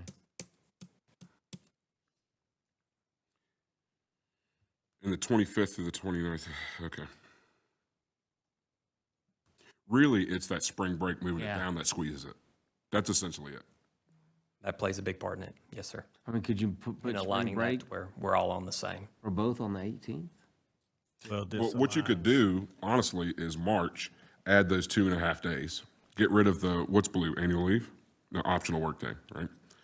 And I know it's not the best thing in the world because you want to have a day in between where your third quarter ends and your fourth quarter begins. But those days could go right there, and then they have a 2.5 week spring break versus a 3-week spring break. Well, But within that intersection, again, there's got to be a minimum of 14 student days off. I think we ought to send it back to the schools and let them work on this with their teachers and parents. We only have 2 schools, so. So moved. All right, I'll take a motion to approve this with the acknowledgement that this is the first reading. It's going to come back to us again next month. You're going to do some homework on it, and get to those principals and those teachers specifically, to make sure they understand what's going on here. Would anybody like to make the motion? So moved. Second. All those in favor say aye. Aye. Any opposed? Approved. Thanks, sir. You're very welcome. You got the fun stuff this meeting, didn't you? All right, as you guys can see, those folks that have been with us, we have consolidated a lot of things. Right now, we've got contracts coming up, but after that, if you'll notice, I've gotten rid of the childcare update. Mr. Rhodes, we've been doing that for probably 2 years now, maybe a little bit longer, 3 years, and he has turned that thing all the way around, and I think it's at a point that I don't need 2 slides saying, boom, here we go, any questions, and walking off. You did a great job, so thank you very much on that. And I think the next one we're going to have to watch, though, our next enterprise fund is going to be child nutrition, because those numbers have extra zeros on them, and we've got to be really, really careful with child nutrition. But before I get ahead of myself, let's get some contracts knocked out. Mr. Bernie Sosha. All righty. Almost as exciting as a calendar. Almost. Almost. Yes, so pursuant to policy 6420, any contracts or purchases in excess of $90,000 need to be brought to you for approval. And this month, we have 2 items of that, one a contract, one a purchase. The first one is for Haynes Technologies, do a contract for just over $90,000 to replace intercom systems at East Henderson High School, Dana Elementary, and Hendersonville Elementary School. This was part of the approved capital outlay budget for the year. And after putting it out to bid, this was the bid that came in lowest, and the work will get done in a turnkey project between spring break and the beginning of the summer break, so that we will have these functional as soon as possible. And the remaining parts will be able to be kept just in case we can use them through the maintenance department. Bernie, how does this align to the budget allocation that we had for this project? For the total budget, there was I believe 170,000 was the total for all 3 projects. So this is well within that as a part of the total project line. And we'll keep an eye on the overall project as well, when other parts come in. And we're definitely saving a lot of money on heat in this room tonight, so I think that will, like an iceberg in here. We're contributing. The other one is was actually some ESSER funds that we received to provide funding for the EC program to continue with providing services for those students. And Dr. Shelton has gone out to get a new math intervention kit for the elementary school students. And the bid went out for pre-K through 3rd grade in this particular one, and it is $141,000 for this program. And that actually is the best responsive bid that we received. The very last page shows that it could have been as much as over $300,000 for the next company out there.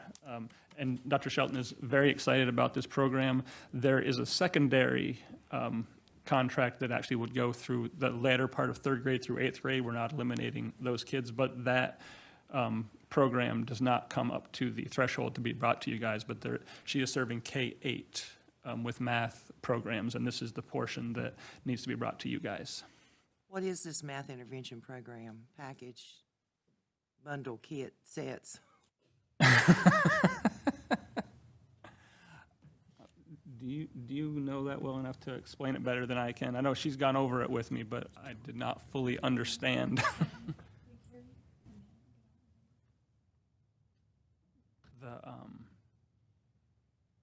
Does it have a research base for exceptional children? Yes, I do know that. It does. They looked at several, and this was the one that they liked the best. They felt it was the most teacher-friendly and student-friendly. And if It's a name you would recognize if I could. Number Worlds has been used quite a while.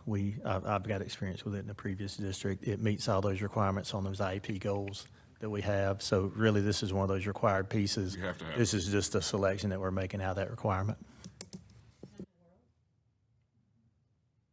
And this is paid with Title I funds? How's this paid for? Yes, sir. EC funds. Didn't they say that? EC funds? Through ESSER, yeah. Through ESSER. These are specific ESSER funds directly for the EC program. Speaks directly to the learning loss piece. Is this something that requires maintenance or updates or, well, Replenishment. I'm sure they all do it at $141,000. There's, and Are have we there done this consumables, before? Is what you're asking. Excuse me? Are there consumables? like the kits. Yeah, the kits, are they consumable? How much more are we spending after this, Bernie, is the question. Yes. Most of the materials that come with those kinds of programs now are available digitally. So a lot of times now you just print off what you want, kind of like we do with the Curriculum Associates. So you don't necessarily have to repurchase things. You have access to them.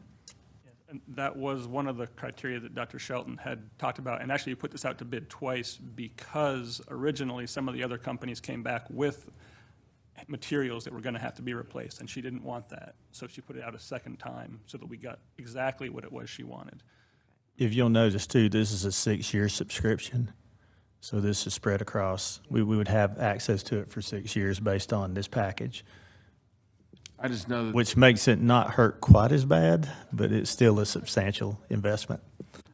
Excuse me, I just know this board has been careful about spending, one-time funds and not reoccurring funds, and with problems that may occur with that.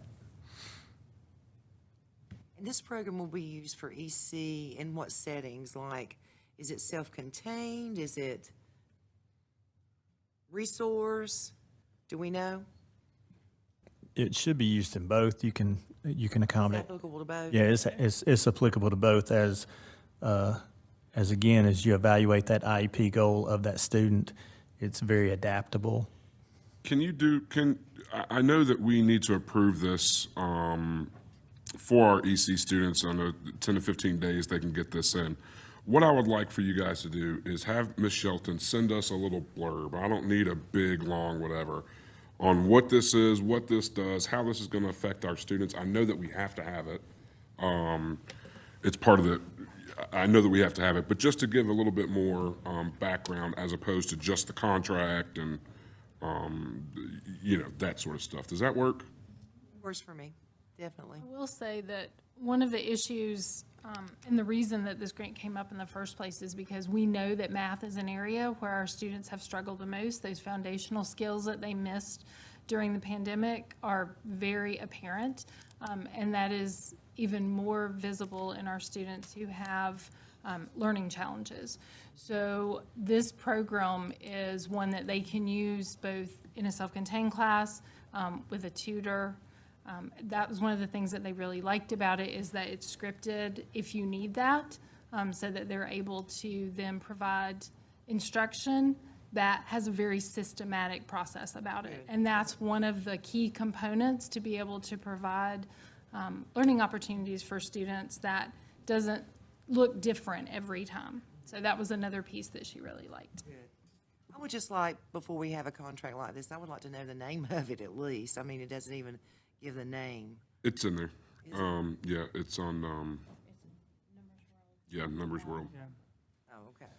So if it's helpful, a couple of points is by using ESSER dollars, these have already been approved in your ESSER plan that we've also just received a review on. There were no flags, initial flags, as I shared in my update. Of course, we're waiting on the final.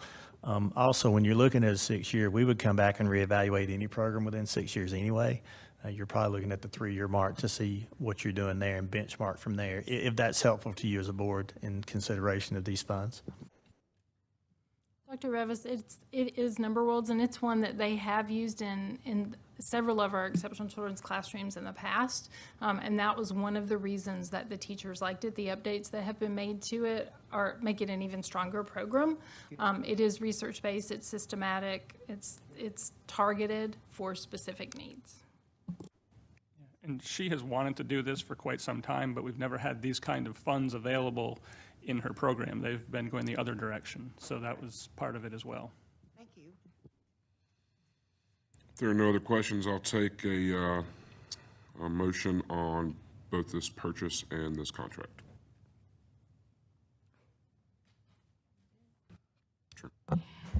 I move that the Henderson County Board of Public Education approve the attached purchase and contract for execution. Is there a second?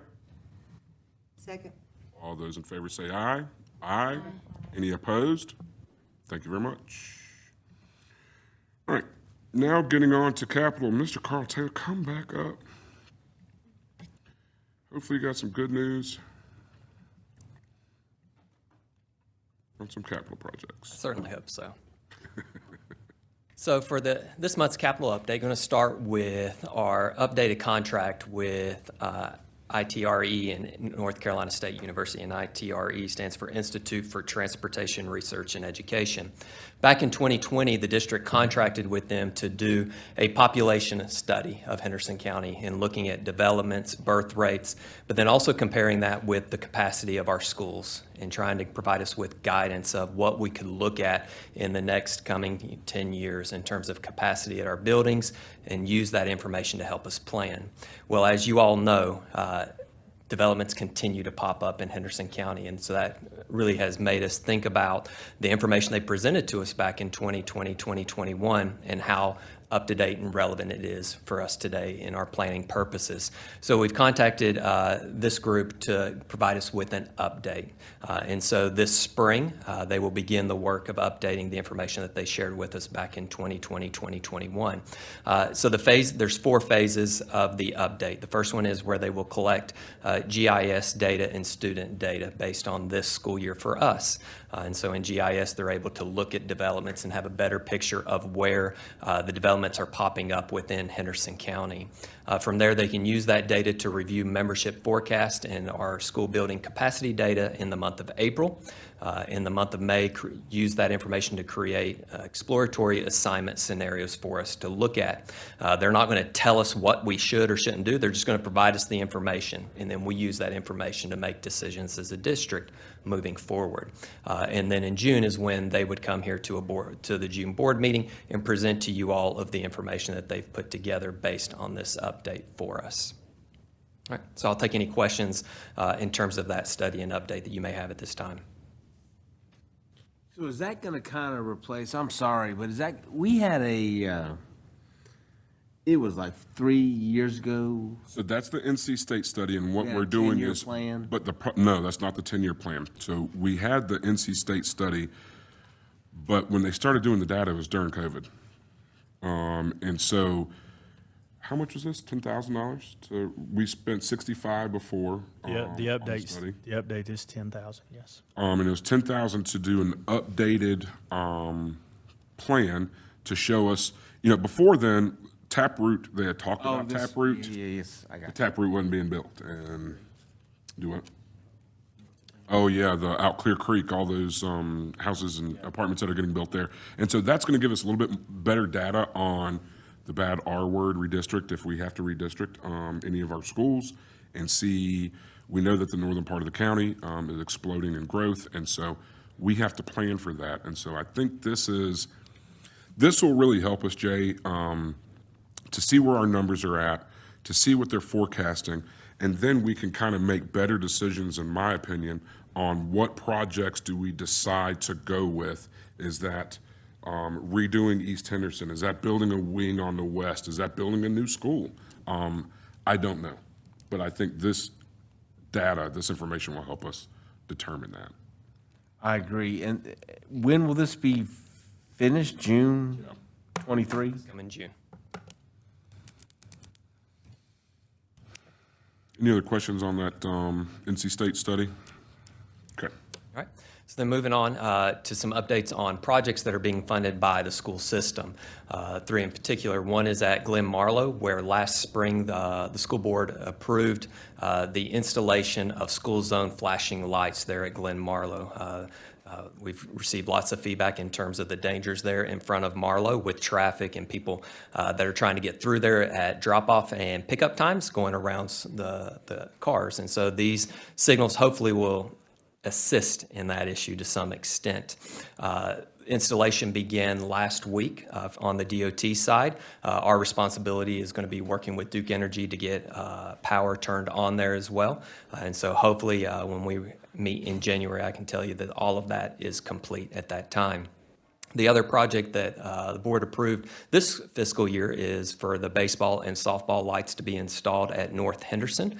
And so they are in the process of acquiring the necessary materials to begin installation. And so once they have those materials ready, they'll contact us and begin that installation. But again, when we signed this contract, they assured us that being installed, again, weather permitting, of course, they will be installed for the start of the season. And then the final big project is our elementary playground upgrades at all 13 elementary schools. And so the engineers continue to be in the preliminary design work. Their most recent communication with us was that when we get back in January, they'll be prepared to present those preliminary designs to us so that our principals and schools can look at those, provide us with feedback that we then can share with the engineers, and they can begin the process of purchasing and acquiring the needed playground equipment to provide those upgrades. Moving on to MRTS projects. Again, MRTS stands for Maintenance, Repair, Technology, and Safety, and these funds are kept at the county level. So our county commissioners approve these projects and this allotment of funds for us, and then they are managed at the county level, working in partnership with us. For this year's MRTS budget, here are the projects that have been approved. Upward Elementary, again, that is the cafeteria renovation. That's where basically that cafeteria is going to double in size as a result of this project. And then the other part of the project is to create a double point entry. This is one of this and West Henderson are the two schools left in our system that don't truly have that double point entry.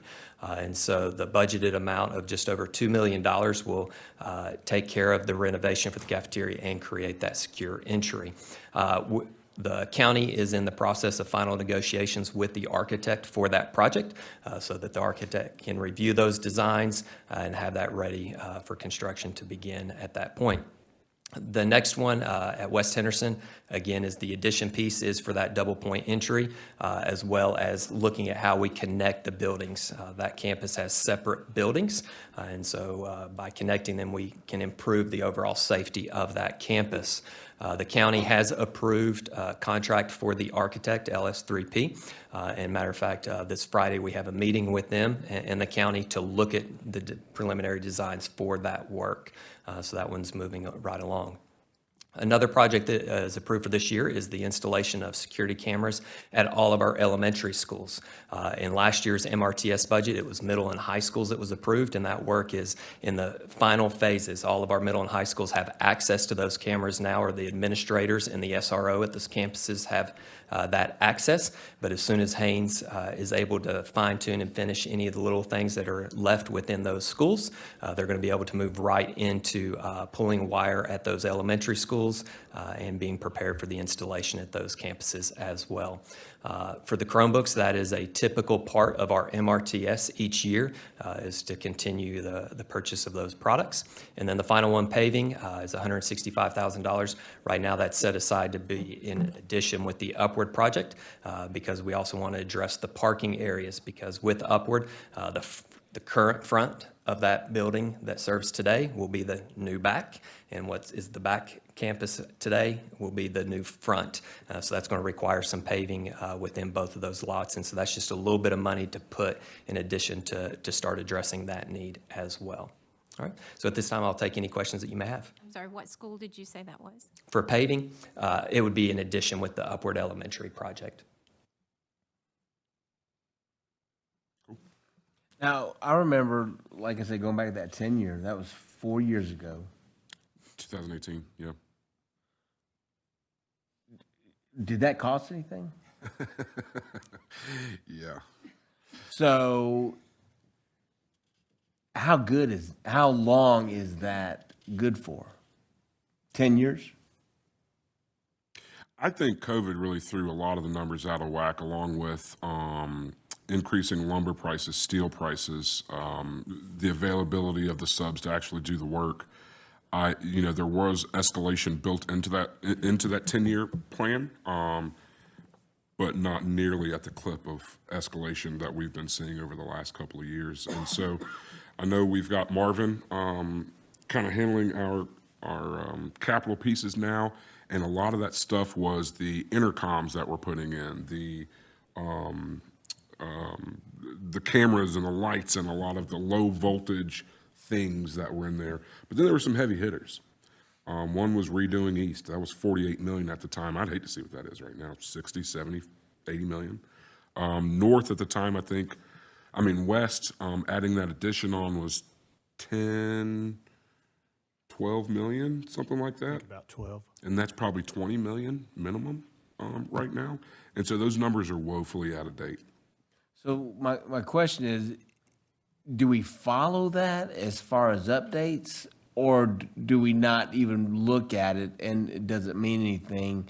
And if that's the case, then we don't need to do it again, because in a couple of years, we'll just be fixing stuff as we go, like, not we are now, but I don't know. I don't know if we're following the 10-year plan that we created. Well, we are now. Upward was on that plan. West fixing that entrance was on that plan. That whole plan encompassed really a couple of things. One was safety, the main one. The double point entrances, which we've done at all of our schools, adding cameras to all of our schools inside and out. There were several things that we, of course, wanted to happen. The number one on there was really Hendersonville High School and getting that done. Now, we are kind of at the end of the road of that sort of planning with Upward, which still isn't going yet, which frustrates me, to be honest. And then West, we're finally seem to have some momentum on that one. We did reach out to LS3P to see if they would redo that plan for us. Do you remember how much that was? I don't remember off the top of my head, but their request would be to totally redo a comprehensive plan again, using their own architects and their own engineers and their own study. I think what this gives you an opportunity to do, Mr. Egoff, is using the NC State study to really solidify kind of where your population needs are going to be.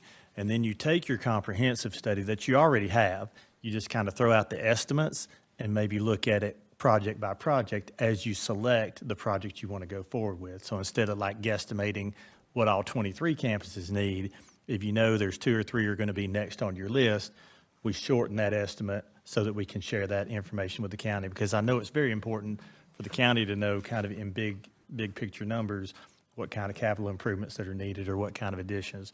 But I think what the springtime study from NC State is going to allow you to do is, are the buildings that you thought were going to be first really the ones you need to address first? And then take that next piece and maybe do it chunks at a time rather than totally redoing it and spending, you're talking 6 figures that you would spend in Yeah, it was excess close of to $200,000 to redo that plan, and that's crazy, right? Right. So what I think that the state is, it's going to tell us what we already know, but give us more definitive data as to where our students are coming from, where the new development's coming from. And then we can look at that, like you said, get rid of the numbers on there, but look at the projects that we've done, that are completed, and see, and this board will start stack ranking what's most important to us, along with how we're going to pay for it. And how do we get the dollars, right? Because we've got a couple of big projects that are still getting paid off. Mills River, Fletcher, I think those are Mills River and Dana, Mills River, Fletcher. They're getting paid off, I think, here in like 2 years. Hendersonville High School still costing a lot. Edneyville still costing quite a bit. But there are quite a few dollars falling off of the county's payrolls from at least from us, in the next couple of years, where we could look at various bigger projects. I think we just need to make sure that we know where the growth is coming from first before we start throwing in Oh, absolutely. $60 million somewhere, $50 million. So once we have that, then we'll look at what our school needs are. They'll come to us, rank them, and then we decide. Does that make sense? It does. And would it be too much to ask if we could get another copy of the tenure? Sure, I would probably recommend emailing it to you, because That's it's fine. about 200 and something Oh, pages. yeah. But we could certainly, you can email that out to everybody, right? Yes, sir. Let's get that emailed out to everybody. Let's go ahead and get that, NC State study also emailed out to everyone. This is the previous one we did 4 or 5 years ago. And then you guys can look at that. There's a lot of stuff on there, and ask all the questions you want. Yeah, it might be good. It's just a refresher. I mean, it's a lot of stuff on there. I was thinking that, Mr. Goff, that we could just push it out to everybody. It can be there waiting on you tonight for your nighttime pleasure. Beautiful. I've got basketball practice. Oh, yeah, we gotta hurry. I'm not. You know how late I stay up. I know you do. I know. 11:53. Yeah, that's actually early for him. Are there any other questions on on what Mr. Taylor just presented to us? Thank you, sir. All right, Mr. Sosha, financial statements. All right, real quick, just one to bring to you this evening for local current expense and other restricted funds as of November 30th. Point out that our combined revenues so far for the year are $16.2 million, up a little over $400,000 from this point last year, and our expenditures are now totaling $14.6 million, up almost $1.5 million from last year. And as we are now in December, I'd like to point out that we spent a little over $4 million additional in November to pay the first half of the local supplement to our employees. The only downside to that being that only $3.1 million of that is actually for our employees, and the other 30% of that actually goes to for FICA, and 24.5% to the retirement system. That is the unfortunate side of the cost of payroll around here now. So to put that, but that's a good boost this year, and the big chunk of our increase this year has actually been in salaries. So we're very fortunate in that regard. Questions? All right, thank you, sir. Thank you. General operations, Mr. Garrett. Thank you, Mr. Craven. It's my pleasure to share general operations this month. So we'll go down the list. Coming up, we have winter break. I don't know if anybody realized that. We have Christmas break coming up. I don't know if anybody's aware. It's going to snow. I don't care, snow. We're ready. That will be from 19th to 30th. The Flex Calendar schools, actually, today is their first day of break, so they scattered to the winds on Friday. And I thought I might could slip through the school zone this morning, but Hendersonville Middle's there, and I had to go slow and be good. January 2nd is our optional teacher workday for early college and traditional calendars as they come back. Also, that is the day that our Flex Calendar students return to school. January 3rd, required teacher workday for the early college and traditional calendar students do return to school. January 4th will be our next round of school tours, where we will visit Etowah, and we thank the Etowah SRO for being here this evening, Rugby Middle and North Henderson High School. January 9th will be your next regular meeting, of the first one of the new calendar year at 4 o'clock in the central office. Really want to wish everybody who's in earshot and who's not, students, families, staff members, and our entire community a very Merry Christmas and a prosperous New Year. May this holiday season be the best one yet. And in honor of our 2 first meeting members having almost survived your first meeting, Ms. Clayton put together something for you. If you wondered, why did I sign so many copies of my oath? We have, for posterity's sake, we have a framed oath for Miss Dale and Miss Norman for you to display. Where's a belt buckle? Whatever you want to do, you can carry it around with you. But certainly welcome to the board. We look forward to serving alongside you over the next 4 years. And if there's anything you need, you know where to contact us. And that is my report, sir. Thank you so much. I will take a motion to adjourn. Oh, you rushed to this one. I got new folks like to make a motion to adjourn? I make a motion to adjourn. Is there a second? I second. All those in favor say aye. Aye. All right, we are adjourned. Thank you.